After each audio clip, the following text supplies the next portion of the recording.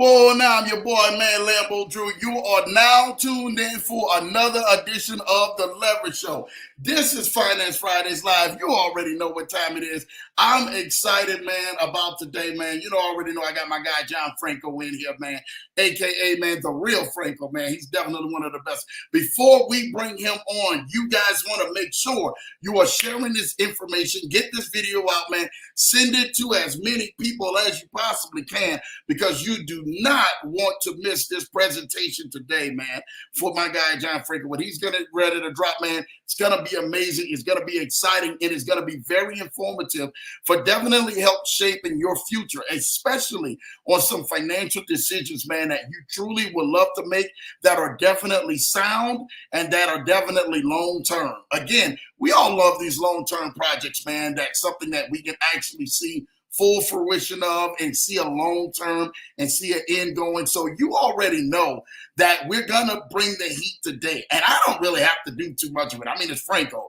If you guys know Franco, Franco can work a room, right? He's my Tony Montana, who is actually out there, man, to work in the room. Now, Tony Montana, a network marketing, that's what I call him, right? You know, before the show, man, me and Franco was back there backstage doing sound check, man, and I got a chance to actually play, man, the video clip, you know, of Tony Montana, man, saying goodnight to the bad guy. Well, it had to have been one of the best, man, for Al Pacino in that wonderful role. And this is definitely, man, he's one of the bad guys of the industry because he's taking it by storm, not because of his nature. I mean, he's one of the best guys I know, man, who is definitely out there, who is killing it and crushing it. So again, get this information out there, man, to people, man. Send it out there, co-workers, your family. If you're at work, send it to the person next to you in the cubicle, right? Send it to the boss, or send it to somebody out there, because they're going to need this information to really help shape the 2024 and the years to come afterwards. Listen, I'm telling you guys what, this has been a heck of a week. This has been an amazing week. You guys seen with Ahmed Hazel Tuesday night, came on, got a chance to drop and really drop it like it was hot, man, out here. I mean, and did his thing with these mortgage notes. Then we came back last night with Tracy Terrace, man, having therapy time with Tracy, and did her thing. Shout out and everything, man, to Tracy Terrace doing her thing. Then we finish it off, and I call it Loaded Up the Franco. We loading up the Franco on Finance Fridays today, man. And y'all do not want to miss this. If you have never heard John Franco, if you have never heard or seen the information and the wonderful development that he has actually had firsthand of developing and making, you are going to be in for a ride today. Make sure you are definitely glued and tapped in. I don't care if you got to bring your notepads, your notepens, and take notes and all of that for the wonderful presentation and the information that he's going to bring. But I can tell you what, it is definitely the most informative information I've seen. It's definitely life-changing, and it's definitely something that if you're looking to invest and have something forward and something solid going long-term, you definitely want to listen to what he's saying. Some of you guys may have some business partners, some friends, some families that definitely are looking for an opportunity to be able to go ahead and make passive income and make it long-term. You're going to hear about that today, right here on The Leverage Show. But before we bring Franco on, let's go ahead, let's get into the chat. Let's show some love and everything, and then we'll bring the guest of the honor on, man. My guy Murph is in the building. Shout out to you, Murph, man. C.A. Murph is in the building, man. He already know, man. He loves Franco as well. We got a chance to meet in D.C. and hang out, man, with my guy Murph, man. Shout out to you. I know he's on vacation and still tapped in, so that is no excuse for anybody to not be tapped in. I don't care if you're out Christmas shopping and everything. Have the Leverage Show on your phones. You should be Christmas shopping with one hand and the Leverage Show on the other hand on your phone, all right? So y'all be tapped in today, man, and make sure you guys are bringing the energy. Shout out to you, Murph, man, for taking that #1 tap spot, man. Hey, now, welcome back, Franco. My wife is in the building showing love. You already know, man, what time it is, man, when my wife is out there showing love. That beautiful picture of us is always looking hot. That's why we got them wonderful, four beautiful children. Girl, go ahead with your bad self, girl. May have Santa underneath the Christmas tree soon. Listen, I want to make sure that we keep this thing rocking. My guy, Croc, is in the building. Shout out to my guy, Passive Income Croc, in the building. Make sure you guys go like and subscribe to my guy, Croc's channel, who is lighting it up. I'm telling you this right now. He is doing his thing. He said, what's going on, Lambo? I will be seeing my guys next week. Definitely shout out to that, man. We be on the West Coast, man. out there kicking it for my guy Jay Ford's wedding, man. So we are definitely excited about that. Make sure you guys stay tapped in to my guy Croc. I already know he was coming on here, man, to show Franco some love, because the love and the chemistry that they turned around and made at DC was amazing. So you already know we're going to light it up. My guy Kennard Haney's in the building. Now, shout out to you, Murph. Now, listen, Ken, I did see your comment on here first. So I definitely got to go ahead and give you some wonderful love and everything, man, on that. Definitely thank you for all the stuff that you're doing, because I know that you was the first place. But that's YouTube and the algorithm. You already know. Welcome, Croc. He says showing love, man, to Murph and Croc. And then he says YouTube algorithm. Yep, don't even worry about it. I already know, man. I got you. I gave you your flowers, Ken, because I did see you out there, man. Thank you for that, my brother, man. Hello, Mrs. Johnson. Ken is showing love. My God, Unlimited, a.k.a. Freedom, is in the building. Vaughn, man, is in the building. Thank you, Vaughn, for all that you are doing and all that you are leading the way, dude. You are truly a pioneer, man, out here, man. You got a chance to meet Franco. We got a chance to take a picture together, man. It was me, Franco, Unlimited Freedom, and BOJ all in one platform. Literally in one picture, man, just about 3 weeks ago. Super, super dope, man. Thank you for shouting out, for you coming to DC. Make sure you guys don't miss the next DC event in 6 months. I think that's June 28th through the 30th. It's June 28th through the 30th is the next Core 4 event. So you guys do not want to miss that. But my guy Unlimited Freedom is killing the game. Make sure you guys go stay tapped in, like, subscribe, man, to his channel, and definitely tap into that binary options course that he's got. That is killing the game. My guy Jamal Titus is in the building. He was there too, man. Oh my gosh, it's beautiful. Franco getting the love today, man. It's all Franco, brother. You know they're gonna come out and show Franco love. Lambo Drew and Jay Franco in the house. Happy Friday, Leverage Show family. Let's go, man. You already know, man. Thank you for that, Jay Titus, man. You already know, man. We always showing love, man. Doing this thing, man. What's going on, Ken, man? Croc is showing, my wife is showing love to Murph. Let's go, man. Showing love to Ken. You already know what time it is, man. Hey, Ultimate Streams. What's up, Lambo? Shout out to you, Ultimate Streams. Thank you for showing love, man, right here on the Leverage Show, man, and always out here, man. Definitely keeping this thing moving. I appreciate you, Lambo, man. I appreciate you, Ken. You already know. Appreciate JT, man. Appreciate you. Shout out to Vaughn. Appreciate JT. Love that. Look at this, man. Truly, truly, truly a blessing, man. Thank you guys for the energy that you guys are bringing this morning. I wouldn't have it any other way, man, but to keep on bringing the same energy. And Ken says, knock it out, Jay Franco. He already know he's going to knock it out the park. That's what he does. Listen, I don't want you guys to go ahead and get sidetracked today. I want you guys to get locked in. I want you guys to get focused, because there's a lot of great information that's getting ready to come your way. Now, this next guest, man, he doesn't have to go on ahead and be formally introduced, because this is his second time coming back to the Leverage Show. But what he has to bring this time is something that everybody is going to want to see. You want to be glued in and tapped in. Make sure you're sharing this, man, before this information gets really heavy and really goes on ahead and knocks your socks off. This guy has definitely been an innovator. I was captivated, man, by meeting him over the summer for an event in Atlanta that we were together. And next thing you know, the next week, I had him on the Leverage Show. He's been killing the game in so many ways. I mean, I'm telling you, his fire, his zeal, his inspiration, his drive has literally opened the doors for so many wonderful relationships to go ahead and network with, because they see his vision. I am just not honored to call him just a guest to the show, but I am honored to call him a friend, because Franco has been just that and much more.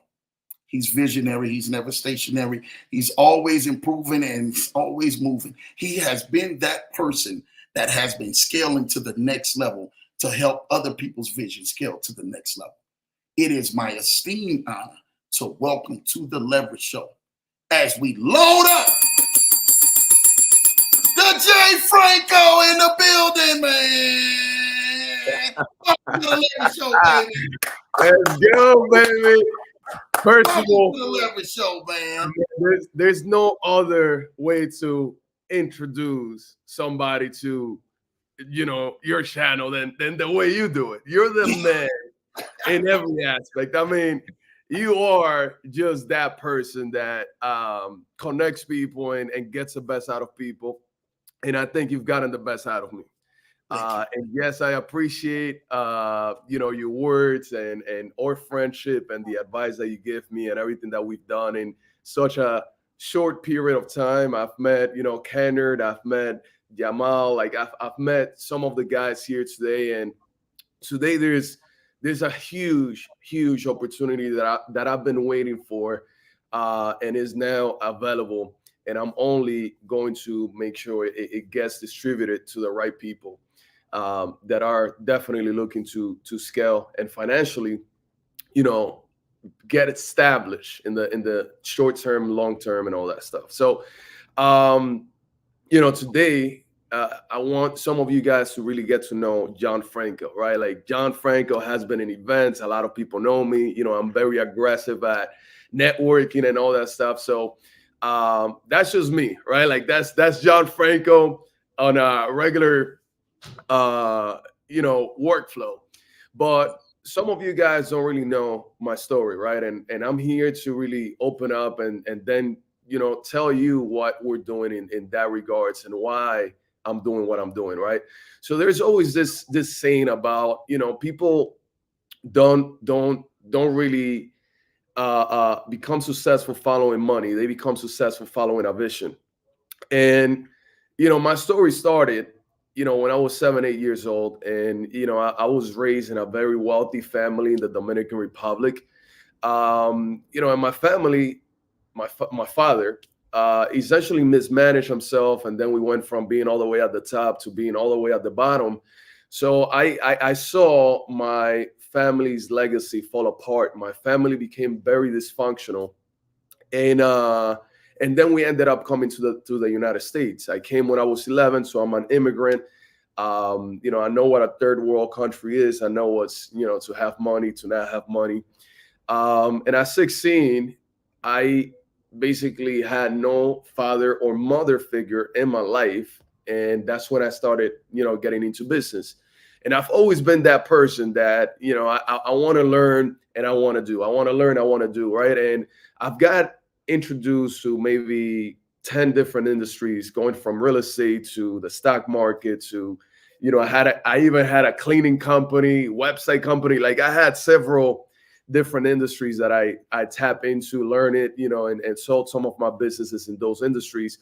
But where the story is going, and this is my intro, and the reason I'm introducing myself like this is because there is something in my business model today that is there today because of what happened in my early years of life, right? Like when I went from being a very happy kid to being a struggling kid that now didn't have a father or mother figure in his life. And I don't know if you guys have looked back into time and seen that a lot of businesses in your neighborhoods, they were in business at one point, and they ended up closing at another period of time. And the reason that happened is because there's a lack of adaptation when it comes to how we're evolving as a society, as a government, as an ecosystem in general, which is the reason why people are being left behind, and some people end up being in that situation. And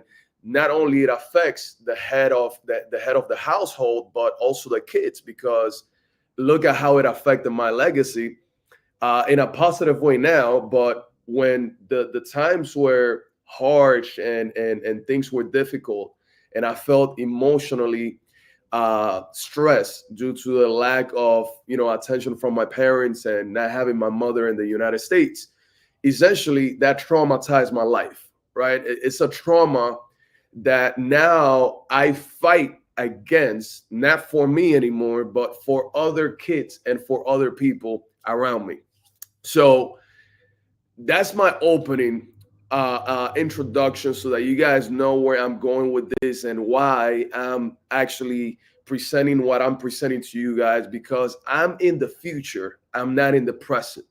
So in the last 4 years and a half, I've been creating software, and I've invested over $1 million of my own money to make this technology happen. And we went from just pursuing the money to understanding that we could impact a whole industry. And that industry is called commerce and e-commerce mixed together. And not only those two industries, but also logistics. We are living in an era where everything is digital. And every single year, the accelerator factor behind how we adapt to new technology, it's only growing.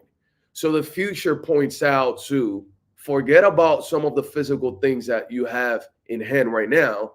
Focus on how you're going to become owner of something that's digital and is going to continue to function tomorrow, because that's the tomorrow, right?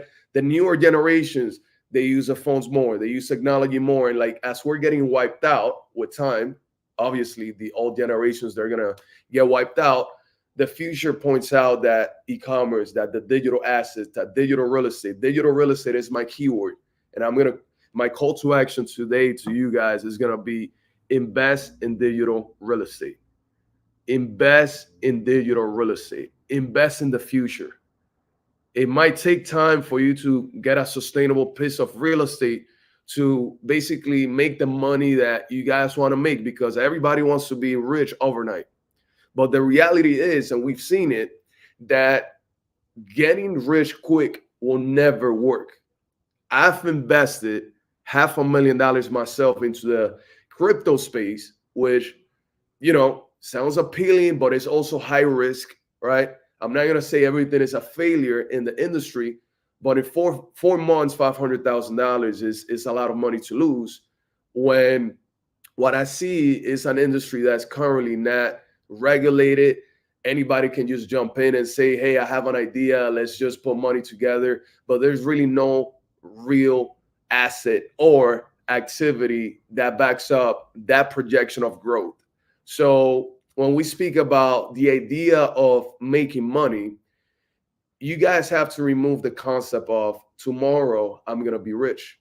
There's not a single billionaire today or multimillionaire that you guys know that it's out there and it's really who they say they are, that made it overnight. So the trajectory of this conversation is going to be around a foundation that you guys can be a part of. And that foundation is going to be around my technology, which I'm going to present to you guys. And we're going to go over what is going to happen in the future in the next 2-3 years, and how all that is going to add value to your finances, but also to the legacy of impacting small, medium businesses that are currently struggling to stay in business and grow in the years moving forward. So that's the intro. Lambo, you disappeared. I need you to come on board right now and turn this up real quick. You want me to come on board when this Yes, solo sir. you is going in, and we love it, we love it, we love it, man.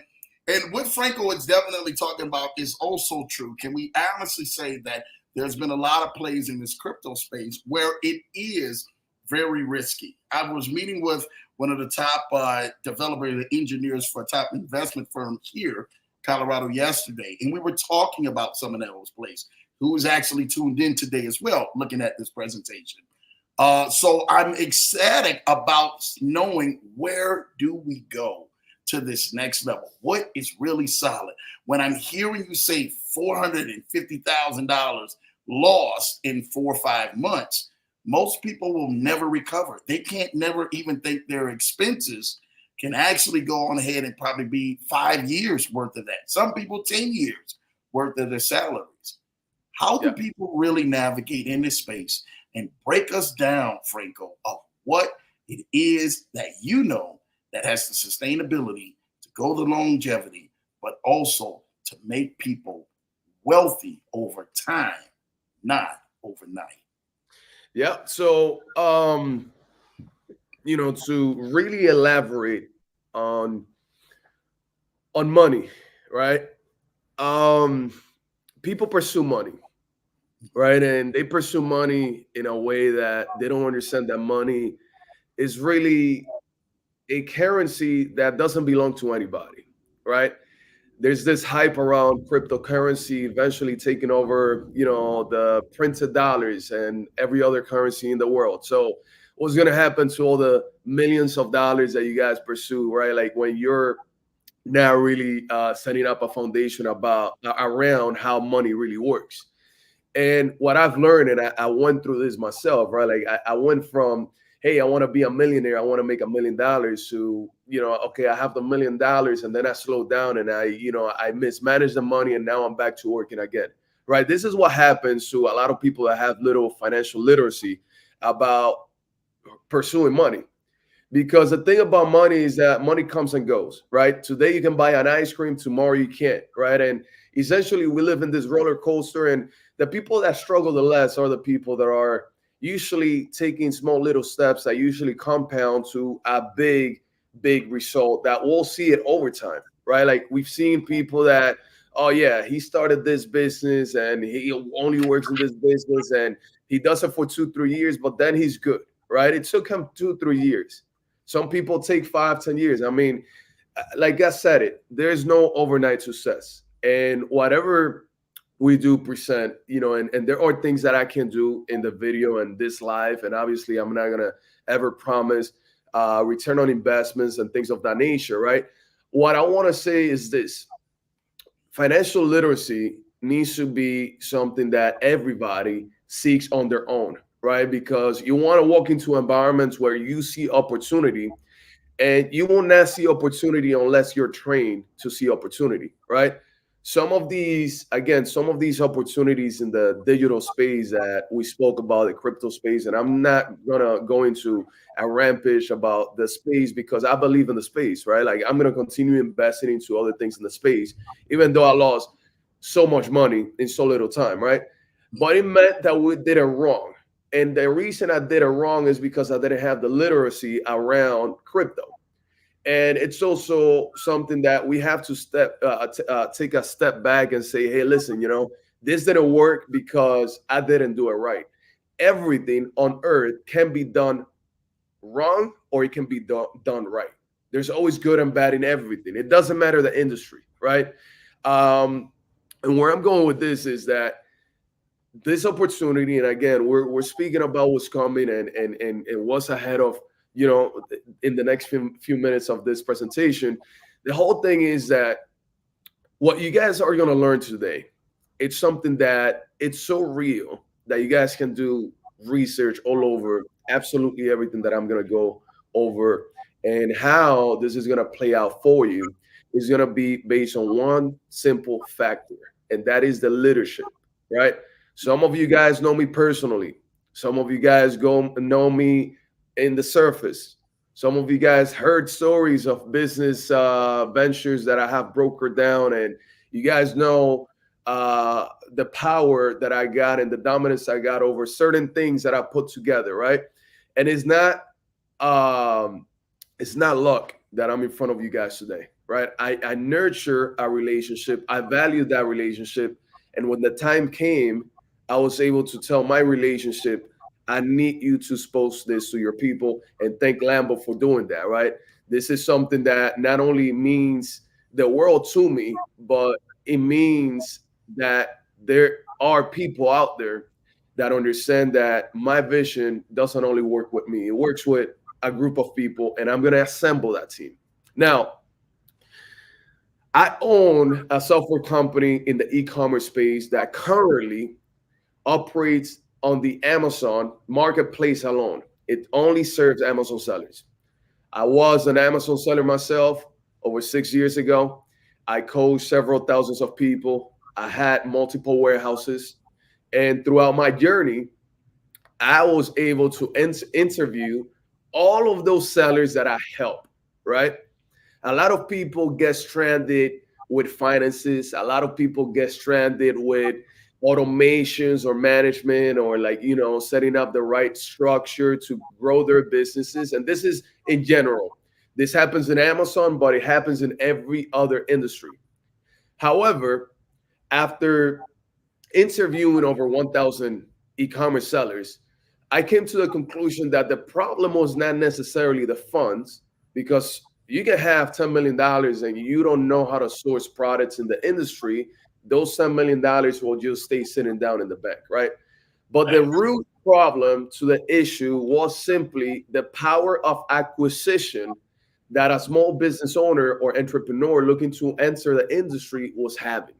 Yeah. So By that, I mean that we as entrepreneurs, we as business owners, we as anything you want to categorize this particular group of people that go in business and want to become profitable, there's a level of structure and infrastructure that needs to be in place for you to operate and scale so that you can have the long-term strategy that allows you to stay in business so Yeah. that it don't happen the story doesn't happen like it happened to my father, for instance, right? Like that he was doing good and then he fell apart, right? Like because there was no long-term strategy. So there's many moving pieces in the business, and in this particular space, I learned that big players like the Macy's, the Walmarts, all these big name brands, right? We're wiping out all these small medium players, but then e-commerce is a place of opportunity, right? It's a Yeah. place where everybody has the same opportunity of making it. Well, that's not really so true, right? Like it's not like that. The system is broken. Why is the system broken? Because it don't matter if you go in there with a smiley face and you say, I can sell you this product. If you don't have the product, you're not gonna do shit, right? You're gonna fail. But what the bigger businesses don't have issues with is the acquisition power of products, because you need wholesalers, you need distributors, you need, certain connections in the industry to essentially acquire product for you to sell product, right? And this is where the small, medium business is always limited. It's always limited to a region. As an Yeah. e-commerce seller, when I was doing it, I was only limited to working with distributors and wholesalers in New Jersey, New York, PA. I'm from New Jersey, so think about that region. I'm only in 5% of the whole country, right? And that was my region. But I never saw opportunity outside of my region because the logistics was too expensive, because I didn't have solid relationships, because sometimes you think that there are fake businesses out there, so you don't want to send your money to people that you don't know. So this limits a lot of the small medium economy in the space. Mm. So this is a problem we're solving. I've invested all of my effort into making a technology that regulates the industry. And when I mean regulate the industry, I mean there is a bigger opportunity than anything ever seen before within the e-commerce space. Why? Because my structure doesn't stop at Amazon alone. It can serve Walmart. It can serve local businesses. It can serve Shopify. It can serve all of these online marketplaces all at once. Because what we do is we connect the seller to an infrastructure of over 178 warehouses nationwide, so that now they can have a supplier in any state and they get matched to the closest logistics center that's going to allow them to acquire that product, prepare that product, and then sell that product, right? Yeah. This is the way it goes. When you're selling online, there are four pillars that you always have to have on point: product research, product negotiation, right? Finding the supplier, all that. But then the first level of logistics, right? When we think about logistics, we're thinking about the 2-day prime, fast delivery mechanism, all that. But the first layer of logistics is acquiring the product from the distributor. And that might entail that you're also storing that product, preparing that product, and then handling that product so it can get delivered by Amazon, as an example, right? Then Amazon picks it up because you sent it already. Now they're picking up and delivering to your house. This is how this industry it's assembled, right?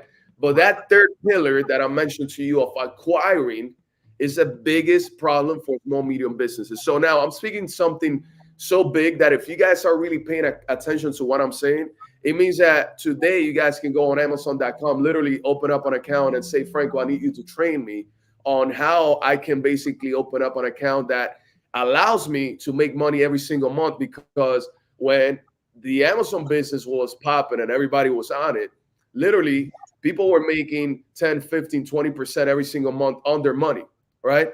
And this is huge. Like if you guys think about the risk and the reward relationship, Amazon and e-commerce is just right in the sweet spot, right?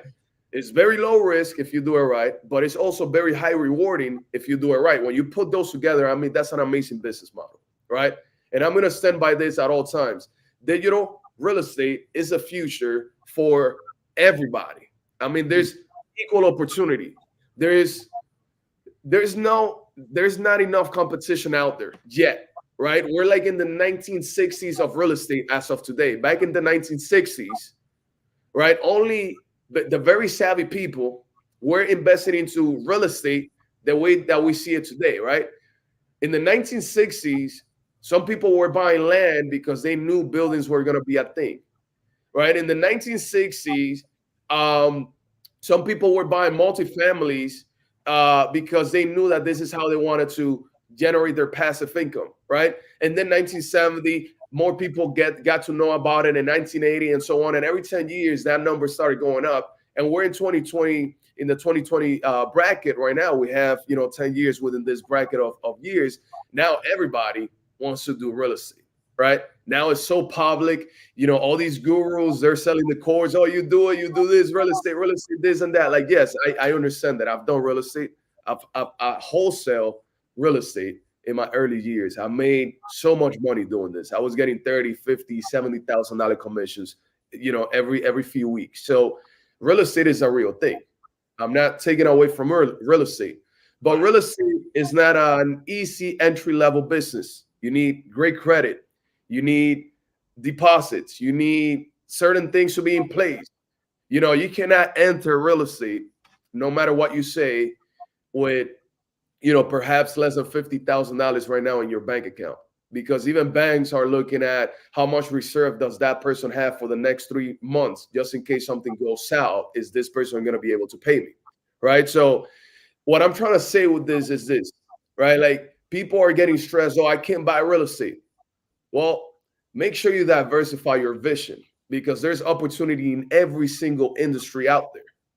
And digital real estate is one of them. And I'm opening up your eyes right now, because I know the industry inside and out. Now, because I know the industry and I'm not a guru, I don't coach. That's not my thing. I've done it because obviously I was trying to gain some traction in the industry. But my ultimate goal was to create technology. And today we have technology. You guys will see a little bit of it in a few minutes and all that. Technology is really the space where I want to impact people. I want to focus on impacting people through technology, because one on one, I can only take a handful of people maybe every single week, as an example, right? But with technology, I can reach millions of people. And I stand behind my technology. I stand behind my structure. I stand behind my network, right? And this is where we're going with the company, and how we're going to continue to scale up moving forward, because the future is very bright. So this technology that I mentioned to you guys, that connects, distributors to wholesalers and suppliers. Sorry, distributors, wholesalers, suppliers to logistics centers all over the United States. That infrastructure is equivalent to the infrastructure that Amazon has in the United States. Amazon has 173 warehouses in the United States, right? I'm not saying I'm competing against Amazon. That might be something that with time we're able to structure properly. Or initial focus is helping people acquire product, because without acquisition, you're very limited. Now, the problem we're solving is not only that you're going to be able to acquire product all over the United States with no limitation. The problem we're really solving is that before, acquiring logistics at that level was very unaffordable. You had to sign a contract. You had to have a minimum requirement match, right? And some of the larger companies will never look into a small seller. If you had 100, 200, 300, 400 units, you will never work with these companies. So ultimately, you were going to end up stranded, even though you had a great opportunity with a supplier in whatever state that is, right? We're solving that by eliminating the need of having to sign contracts with logistics. This is basically a whole network that goes under my belt through our company, through our agreements. And not only they go through our belts and our contracts and everything else, but we're also negotiating constantly on optimization on the numbers that they're charging you. How much is the service per unit, per box, per label, per all these things, right? Like everything is broken down and standardized to the lowest possible number, representing a high volume chain of um, supply and demand, right? Like so, we are basically becoming the middleman for all that to happen, and for you guys as the e-commerce sellers to ultimately get the benefit out of this, right? So this is what we've done. This is something that has never been created before. This is something that I have the ultimate protection behind, and we're going to only tighten it up more so that we can prevent competition and certain things from coming into the industry and affecting what we got going on. At least for the next 2 years, we expect to be heavily protected. So that is a business. That is a Yeah. problem we solve. And now what I like to do is I like to basically present to you guys a presentation as of the updates, as of the investment opportunity for those of you guys that are looking to invest your money into an asset that now you understand fits and it fills a hole in an industry that is so massive. If you guys look this up, how much revenue e-commerce generates, you guys will be amazed about the numbers, right? If you guys look up how much does the logistics industry generate, you guys will be amazed with the numbers. I mean, this is a super high demand, and it's only going to grow for the next 5 years. I think 4 years and a half the industry is projected to grow an additional 8%. And I think by 2031, it's going to be up 12%. So we're on an uptrend. And I don't think we're slowing down, at least for the next 30 to 40 years. So when I speak about the industry not being saturated, I mean it because data backs it up. And you guys can do your due diligence on this because the offer and the opportunity that I'm presenting here is around the future of my software, but also the future of both of those industries. And I'm going to continue explaining that right now. Let me just make a change here real quick. Bear with me, guys. So,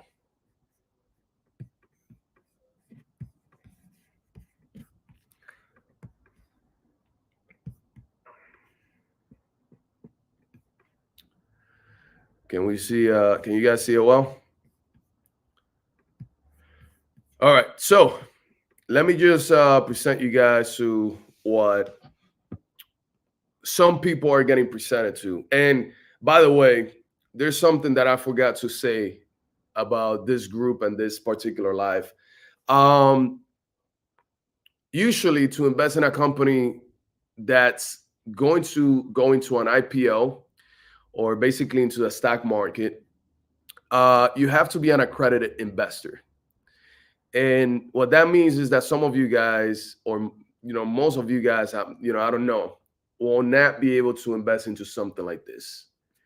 But that is something that we're gonna make possible for you guys, and I want to explain that towards the end. So make sure you stick around because I'm gonna go over this, and this is very important for you guys so that you understand the opportunity and understand that there's a real asset and technology and business behind this that you guys can count on to invest and really grow your money.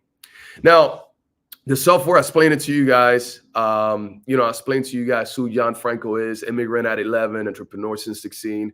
I've been 9 years plus in tech. I have a funny story, something that hurt my feelings when I was in my early 20s. One of my best friends, he calls me and he's like, hey, listen, I have this idea. Let's start creating routers that we can resell to business owners that want to capture information of the people walking into their business so that they can retarget them and all that. So I'm like, say no more. Let me build it up. I build it up. 9 months in, we create this router that we started selling and taking it out to restaurants and bars and like all these different type of businesses. And it was working well. What happened was, it was that we basically ran out of money. And another company, and I believe it was linked to the developer team that I have had back in the days. They actually took the idea to somebody else. They completed the idea, and about 4 years ago, I go on Optimum and all that, and I started reading about their news and the new technology that they're into. And I see that Optimum paid $85 million for exactly what I had back in 2014, which to me was a punch in my stomach because I was young. I didn't know how to raise capital. I didn't know how to network the way that I do now. But it was a lesson in my career. It was a lesson of, you got to push harder and you got to work harder in your ideas and not give up so easy, because I did give up easy. But it put me here, and I'm thankful for that, despite of maybe losing out on that money, whatever the case. So 9 years in tech, 13 years doing sales, 4 years in marketing, and I've put over $1 million into development, which is how I've dabbled into this industry. Now, unielogics is a platform that I described to you guys that allows sellers to go from research to delivery. So my platform allows the e-commerce seller to do product research, analyze the risk, how many units does it sell monthly, what is the competition looking like, what's the price point that it often sells for, all the analytics for you to understand if a product is a good fit or not. And then you go to a supplier, you find a supplier. If the numbers match and they're good, then you go buy that product. And then the logistics side of things is where, we're actually impacting the whole industry. We're literally revolutionizing how the industry operates with this particular technology. And what we do is we unify e-commerce analysis and logistics under one platform, something that was never ever done before. I told you guys that what we're solving is a problem where there's a David and Goliath relationship, where the Davids are the small, medium businesses that often have little capital, local businesses, mom and pops, all these business models are the Davids. And then you have the Goliaths, which are the corporate America companies, the Forbes 500 companies, all that stuff that usually have no problems with funding, acquisition, and marketing. Three big factors when it comes to generating sales. The underserved are the John Does out there, and 87% of the Amazon sellers. 87% of Amazon sellers, they're small, medium businesses, which means that these might be the perfect clients for or structure. However, 1 out of 4 people in the e-commerce space, they wholesale products, meaning they're looking for distributors, wholesalers, and people that can just give them access to products. They don't source them from China or overseas. They just resell them. So 1/4 of the whole industry, it's also in need of this particular technology, right? And the way it used to be before, it was that you had to scout the product, find the supplier, negotiate pricing, find the third-party logistics, sign contracts, pay a premium, process Amazon shipment plans, provide a 3PL address to the supplier, purchase the labels, email the third-party logistics with all the labels, submit a form with all the product details, sizes, all that stuff, wait for updates from them, and essentially wait for them to send over the items to Amazon. And this is, again, I'm basing this on Amazon because it's the first niche of people that we're going to be serving. What we did was we slimmed down the process by 48%. Now people will just scout, find the product, find the supplier, negotiate pricing, start the shipment plan, and basically they put all that information in my software. My software does a lot of automation, connects with their shipment plan, and all the labels interchange and all that stuff. And essentially they just pay for the service, and then the whole process is done for them. So there's a lot of manual process, calls, emails that doesn't need to be done. We speed up the process by multiple days. And the way that I want you guys to think about this is it's like Uber. Uber back in 2009, when they launched, people thought they were crazy. I met founders. I met funders in my last trip in Vegas, where they spoke about this, and they had a correlation about my software and Uber, because this is almost like Uber for logistics. If you really think about it, I don't own the warehouses, right? Uber doesn't own the cars. All I got is a pipeline of e-commerce sellers just using the application to find sourcing. And this is a big need that makes the industry functional or dysfunctional. So it's a necessity. ASINMINDS 1.0 is essentially that one software that connects two sides of the equation, product research and all the logistics all over the United States. It gives e-commerce sellers literally unlimited acquisition power. Like I said, one out of four sellers are the perfect fit for the technology. It's limited to basically no competitors that have automation. There's a lot of manual processes that you can often, go in and acquire and do it like that. But automated through everything that we got, the interface, the network, all the warehouses, none. Um, we have a nationwide infrastructure and we eliminate the need for contracts, discounts, and it's a pay as you go model, right? John Doe in New Jersey, that'll be me really. Doesn't source, in Cali or Florida, but will source in his region. And with ASINMINDS and unielogics, they're going to be able to source in the United States without any limitations, right?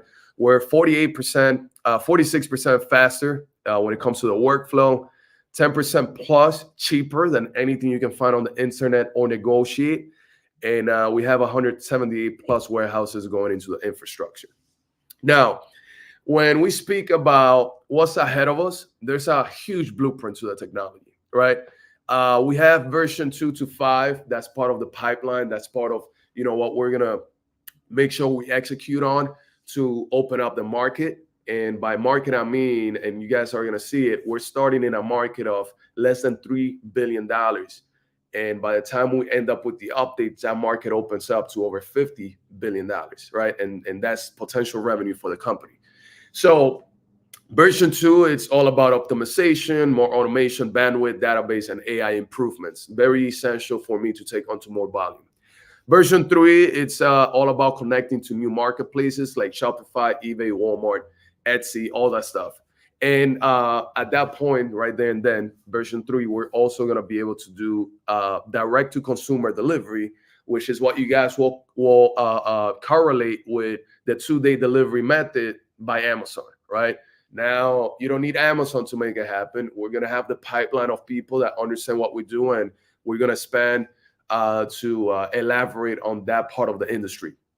Version 4 is about upgrading Amazon connections and creating a social media platform within the e-commerce space for people to collaborate and help each other, and also build teams, which is very essential to scaling your account. Meaning, you might have virtual assistants in Pakistan, India, some country that's a third world country because it's more affordable. Well, you can create a social team and essentially communicate, guide, and see everything that's being done.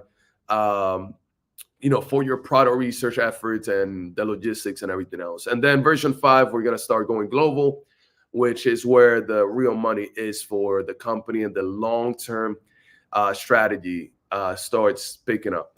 So going global means that we have 86% more market, 150% more income potential. And that means we're going from North America to Europe and Asia. Essentially, we're going to every big continent, and also the Caribbean. I'm from the Caribbean. Now, one thing that I'd like to say before I get into all the things and, helping small, medium businesses, what I do and what I'm doing with this technology is also opening up opportunity to third world people of selling in a first world country, right? They can now sell in the United States because they don't need an ID to work with a logistics center. All they need to do is pay for the product and send it over to a logistics center, right? Like I believe I'm stimulating economies of all levels and types through this internationally and nationwide. So this is a big deal, right? My vision is to help as many people as I can through my knowledge, through my resources, and my biggest asset that I know I have and I will continue to have is the brain and the technology that I've put together to make a vision a reality, right? And you guys joining me will make that vision even stronger. Now, the annual value of one customer, it's about $889.20. That's the revenue, and profit, it's about $415.92, right? That's what the company essentially makes in a year process of having one person pay the membership, which is the database part of things, and then pay as you go is basing that, the average e-commerce seller sells about 7,000 units annually. So we're surcharging about 6 cents on those 7,000 units. That's the charge per item that goes through our network on top of what the logistics center charges us. So for instance, I'll negotiate with every single warehouse that I'm paying them 25 cents. I'm charging 31 cents. It's not like, oh, I'm charging you this and then that. Like, no, I'm a salesperson, remember. So extremely profitable business model. This is what I meant to say earlier when it comes to, what this is and how big of an opportunity this is. Remember when I said, guys, this is not a get rich overnight business model. This is why it's not a get rich business model. Is it going to make a lot of money? Absolutely. But is it going to happen tomorrow? Absolutely not. Right. And there are variables that will happen in those pillars of the software where I'm basing all these things based on several months apart of software updates. This is within 24 months. But every version opens up a market and it opens up different marketing angles that will allow us to continue to scale and grow and move on, right? Version 1, for instance, it's open to about $2.7 billion market potential. And by the time we're in version 5, we're going to be above $39.8 billion market potential. Market potential means that if I acquire, let's say, the 1/4 of the industry within the United States that does wholesale, right? I can multiply how much profit I'm making times those amount of users. This is how these numbers are actually generated. For those of you guys that don't know, so that you're not lost and you understand why this is the way it is. So we're going from $2.7 billion in version 1 to 2.75 in version 2 to 10.6 to 11.9, 22.6 to 39.8. The purple line is actually the market share target, right? So we are targeting initially in the first version 8% of the whole industry in need within that 1 of 4 sellers that might use this. We're targeting 8% of that group in the first version. Then we're going to bump that number to 17. Then we're going to bump it up to 23. Now you guys see a curve where that number really drops and then we don't make it back to the same number all the way to version 5. And the reason that is because when you see the gray area, it means that we're starting to tweak things so we can go global. So now instead of having 1 million sellers in the United States, we're going to have 20 million sellers in the world. So now the percentages have to drop because of the users and the marketing efforts that we got to put together. So this is the basically the future of our company in the next 24 months. Now, when we speak about the future of the company and why are you invited to this particular opportunity, the reason is I already know a lot of you guys are losing massive amounts of money, gambling money, in projects and products that will never do anything. They literally have no use to humanity other than scamming humans, right? Like some of these things. I don't know if all. I haven't met one yet that I can say there's really a purpose other than making money, right? And the thing is, when you provide enough value into any industry person, any relationship, there's always going to be value coming back to you. So hear me out. I went to Vegas last week for the first time ever. I met maybe 150 multimillionaires and a few billionaires out there. And when I landed to the airport and I go to a hotel, I see that there's casinos everywhere, like gambling machines everywhere. One thing that I noticed was that all these machines, for the most part, were empty. And you want to know why that's happening? I guess you guys have not even thought about what's happening in the gambling world. Like old school people or the foundation to gambling, right? Like Vegas is based on generation. It's not generation. It's baby boomers, right? Baby boomers were the fuel to that gambling environment, but baby boomers are now wiser about their money, right? People are not longer gambling money the way they used to be gambling money back in the days, right? And that tells you something. You guys are gambling money in a lot of things right now. But what I see people doing in Vegas, and I was actually shocked about the experience in Vegas, was that that network of people out there, they're actually looking to help humanity. They were working on artificial intelligence systems to, systemize air pollution, to basically improve customer service experience, help the medical industries. All these machineries and things out there were amazing. And these people, they move with purpose, right? They have a purpose of improving something, right? And they won't give up until they make it happen. Well, the same thing happens with this company, right? There's a vision, there's a purpose, and we will not stop until that happens. But what I'm trying to tell you guys is that when I was in Vegas, right, this environment is very tight. Everybody almost knew each other. Like all these wealthy people, they're almost friends. They heard of each other and all that. And I give you guys a round of applause because you guys are extremely tight when it comes to your network and being loyal to each other and following Lambo and all these different things. That's something that I haven't seen too much in my instant environment. I've seen it a lot with Lambo. I've seen it, now in Vegas, and I think there's a lesson for me when it comes to those things, right? Like and the lesson is this: when you go alone, you go far, but when you go together, you go further, right?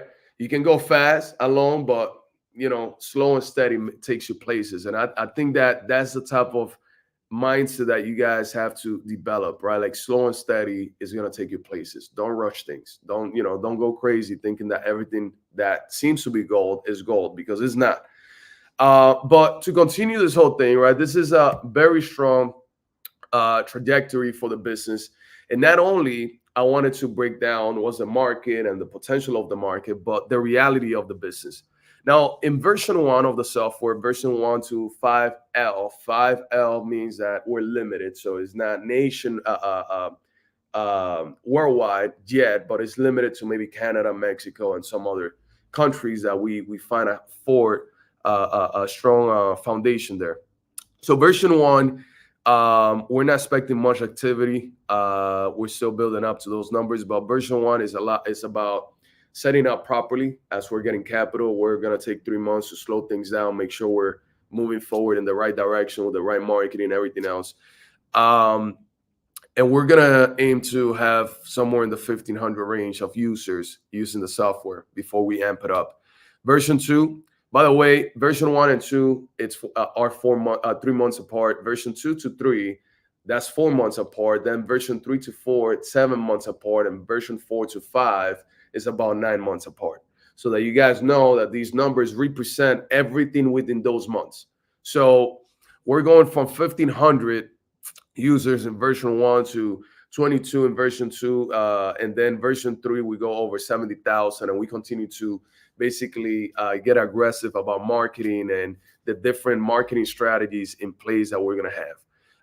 All the way to the point that these are the revenues that we're going to generate by having those users. And again, based on the membership, assuming that each user stays for 12 months for us, and that they're sending 7,000 units inside of our network. That also doesn't calculate to end consumer delivery. So the numbers are going to increase after version 3. I just got to calculate it to the point that I felt, like I did the right forecasting and analysis on that part. But we're going from $320,000 to over $4.8 million from version 1 to version 2 in revenue. Then we're going to $22 million, and we continue to almost double and triple in each version based on the updates and how massive the updates are and the market that they open up for us. We're raising, and this is outside of the crypto space. There's a special format of you guys being able to invest without being accredited, to invest into this venture, right? And the venture is this, and I'm going to explain it further in a few slides, but essentially we're raising $20 million.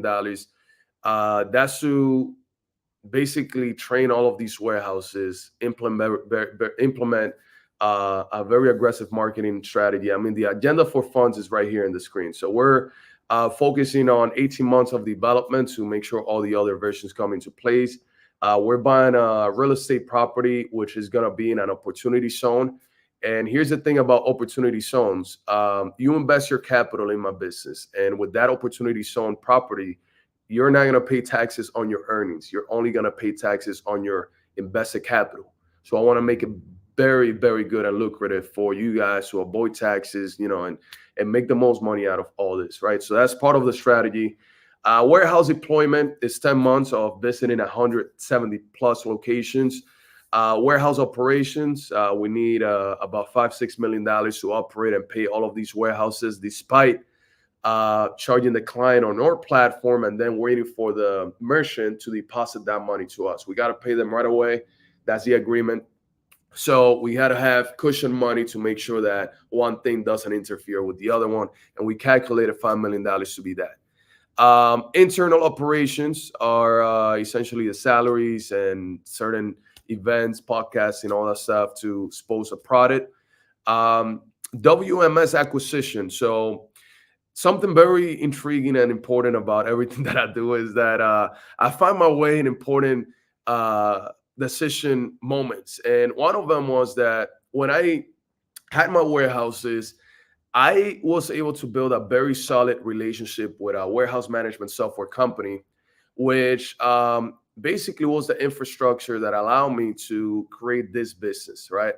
However, their business owner, the CEO, is looking to step down very soon. And I made an arrangement with that guy that I was going to buy the whole company and acquire the whole thing.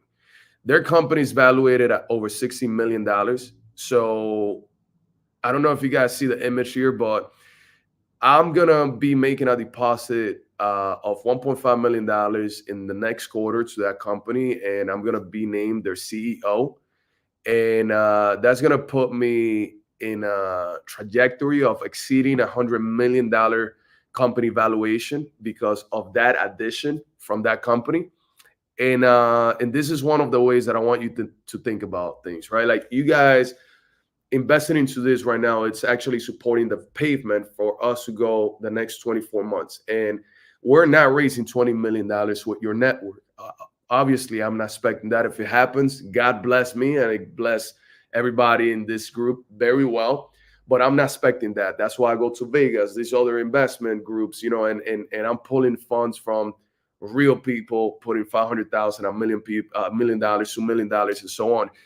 You guys have the opportunity of investing like the big guys, right? Often people don't buy buildings because they can afford it. But what if you guys can all commingle together and buy a building because together you guys can afford it? So that's what I'm doing for you guys, right? But we're going from a valuation of like $7 million to potentially over $100 million by the time the year ends. And we're counting January as the first day of this calendar that I'm basically describing to you guys, meaning in the investment opportunity that I'm giving you guys will be buying stocks of my company, right? And you guys are going to be buying stocks for a fairly cheap dollar amount that, as we're hitting our milestones, is now going up in value, right? It's like real estate. Literally, you guys are buying tiny pieces of real estate within an infrastructure of multiple millions of stocks that will get assigned to each investor based on what they're bringing onto the table. That's how it goes, right? So I say these things because I know that I haven't broken down that, okay, look, we're going to initially raise $20 million. Then we're going to go into a Series A. Series A is really the first round of raising capital for the company.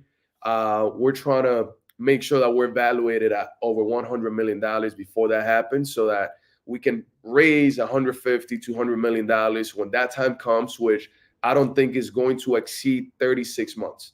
So that gives you guys opportunity of, let's say, buying cheap now, and as we're hitting milestones, the company valuation goes up. Well, when it's time, you guys can sell your stock or continue the journey of believing in what I'm doing, right?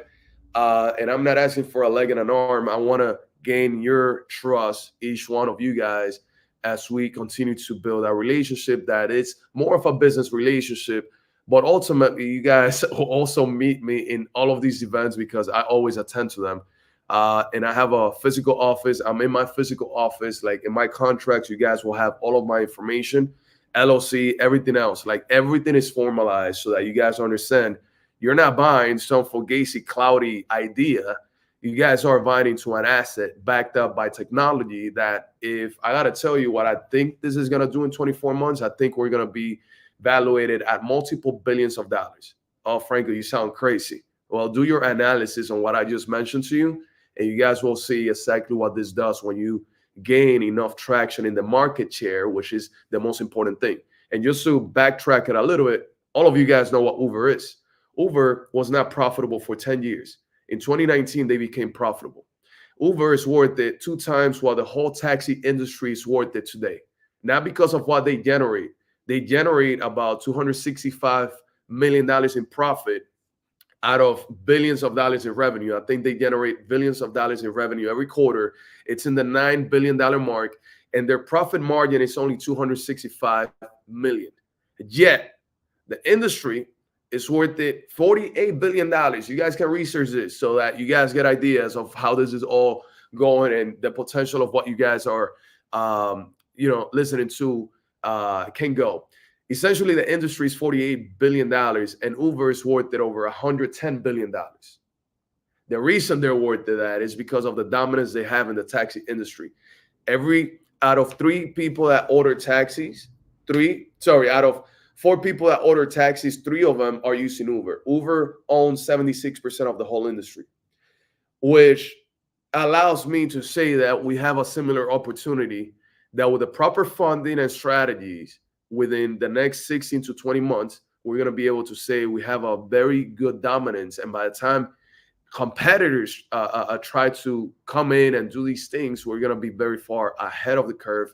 Similarly to the Uber story when Lyft came in, and Lyft was just a tiny player that could never really make it up to the top. So essentially we're on the same track, and I'm super excited to say this because it took me 10 years to really make a multi-million-dollar idea into our reality, right? And I want you guys to be a part of it. I can't really fund $20 million and then $200 million to go global. Like all these things, they're not real if I say that I can do it. Marketing and branding is obviously part of how this all works out.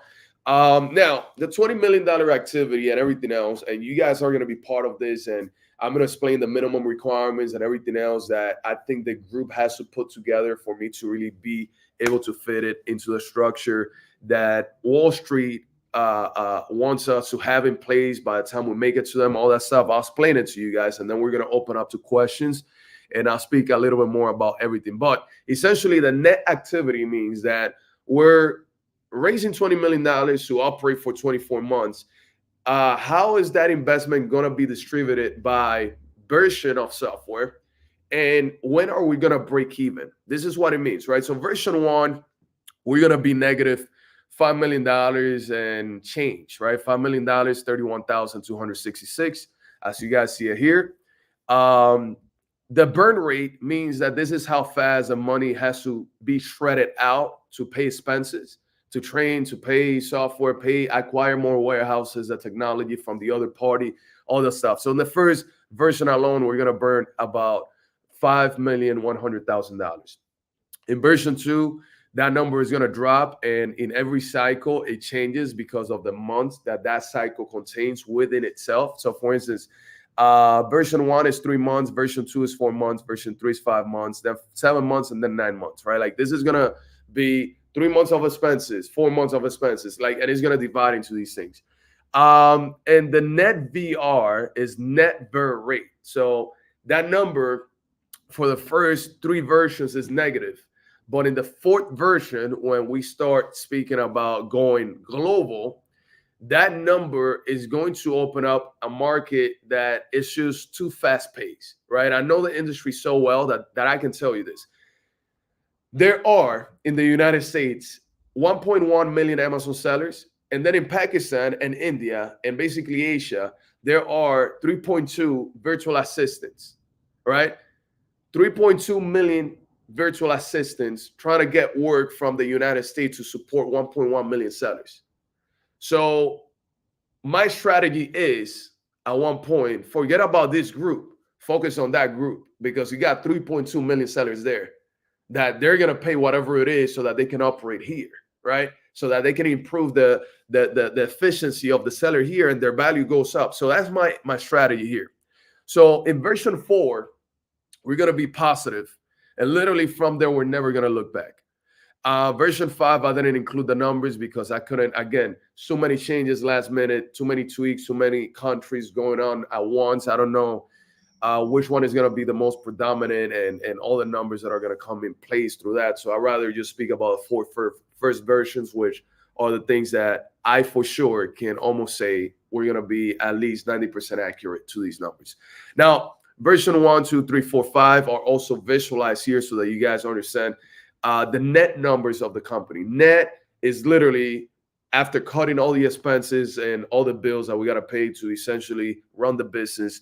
We're going from negative burn rate, which is the red. As you see, the red line is literally the net burn rate, which is that negative 5 million and all that.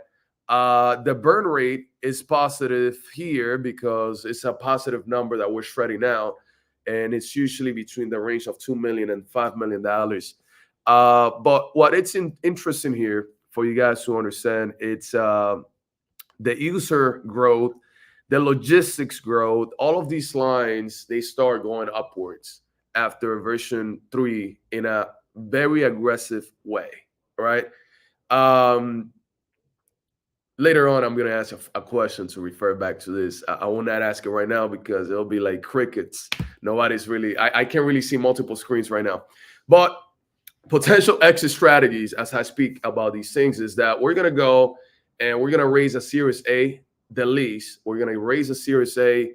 If you guys look into the company Chipmunk, you guys can see a structure that is physical. They own the warehouses, doing very well. Great company. I think they've been established 6-7 years. They just raised $350 million into the logistics space, and they don't have the amount of automation and connection to different marketplaces to acquire and do all these different things. So the pavement already tells me that we're going to be very aggressive when it comes to the Series A. And not only Series A, there's always opportunity for more series, but I don't want to do that. I don't want to dilute the stocks of the company and dilute everybody that invested initially. So it's an IPO after a Series A. We either going to get bought out or I'm going to liquidate everybody. So everybody gets paid out. I get my stocks back. Like it's one of those three, right? So there's opportunity in 3 places for you guys. In multiple places, right? Like we have stocks. When you're assigned to stocks, you're getting dividends every 3 months. As I'm performing, as you saw it for the first 3 versions, don't expect good dividends. That's really not something that I'll say is going to happen. But version 4, 5, and until we sell, it's going to have dividends, and it's also going to have equity build up to whatever asset you're assigned to. It's almost similar to real estate if I had to put the analogies together, right? Real estate, you buy a property. If you know how to buy real estate, you're going to buy a property that 5, 10 years, 7 years, whatever, you're going to refinance and get that equity out, or you're going to sell it and really have that cushion of profit in there that then you're going to reinvest into other properties, similar to how the stock market works.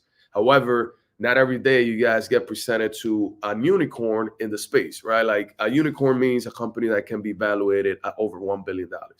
I'm pretty sure this is going to happen somewhere between 3 and 4. We're going to have some sort of crazy a market activity going on and profit activity going on that the valuation is going to come very aggressive like that. So that's what a unicorn means. The software, I made a video. This video is not updated, but this is a software part of how you do product research, right? This is not the full-blown explanation, but I made it very short of how it works. That little box loading is a software. You can analyze products, bulk analyze them, understand your profits, basically filter. Like finding products is not rocket science when you have the right technology, right? Not only we're going to focus on, selling to active Amazon sellers and all that stuff. We're actually going to build sellers from scratch. Now, one of the many perks that you guys can get coming in and investing into the company, is that you guys will get all the coaching, all the training, the software. Literally, you guys will be able to get it free. And I can make it very lucrative for you guys to not only benefit from holding stocks, but living the experience of building a seven-figure e-commerce store, which will take you 14 months tops doing it with the strategy that I use. 14 months for you to generate over $1 million in sales at an average of 12 to 24% return on investment.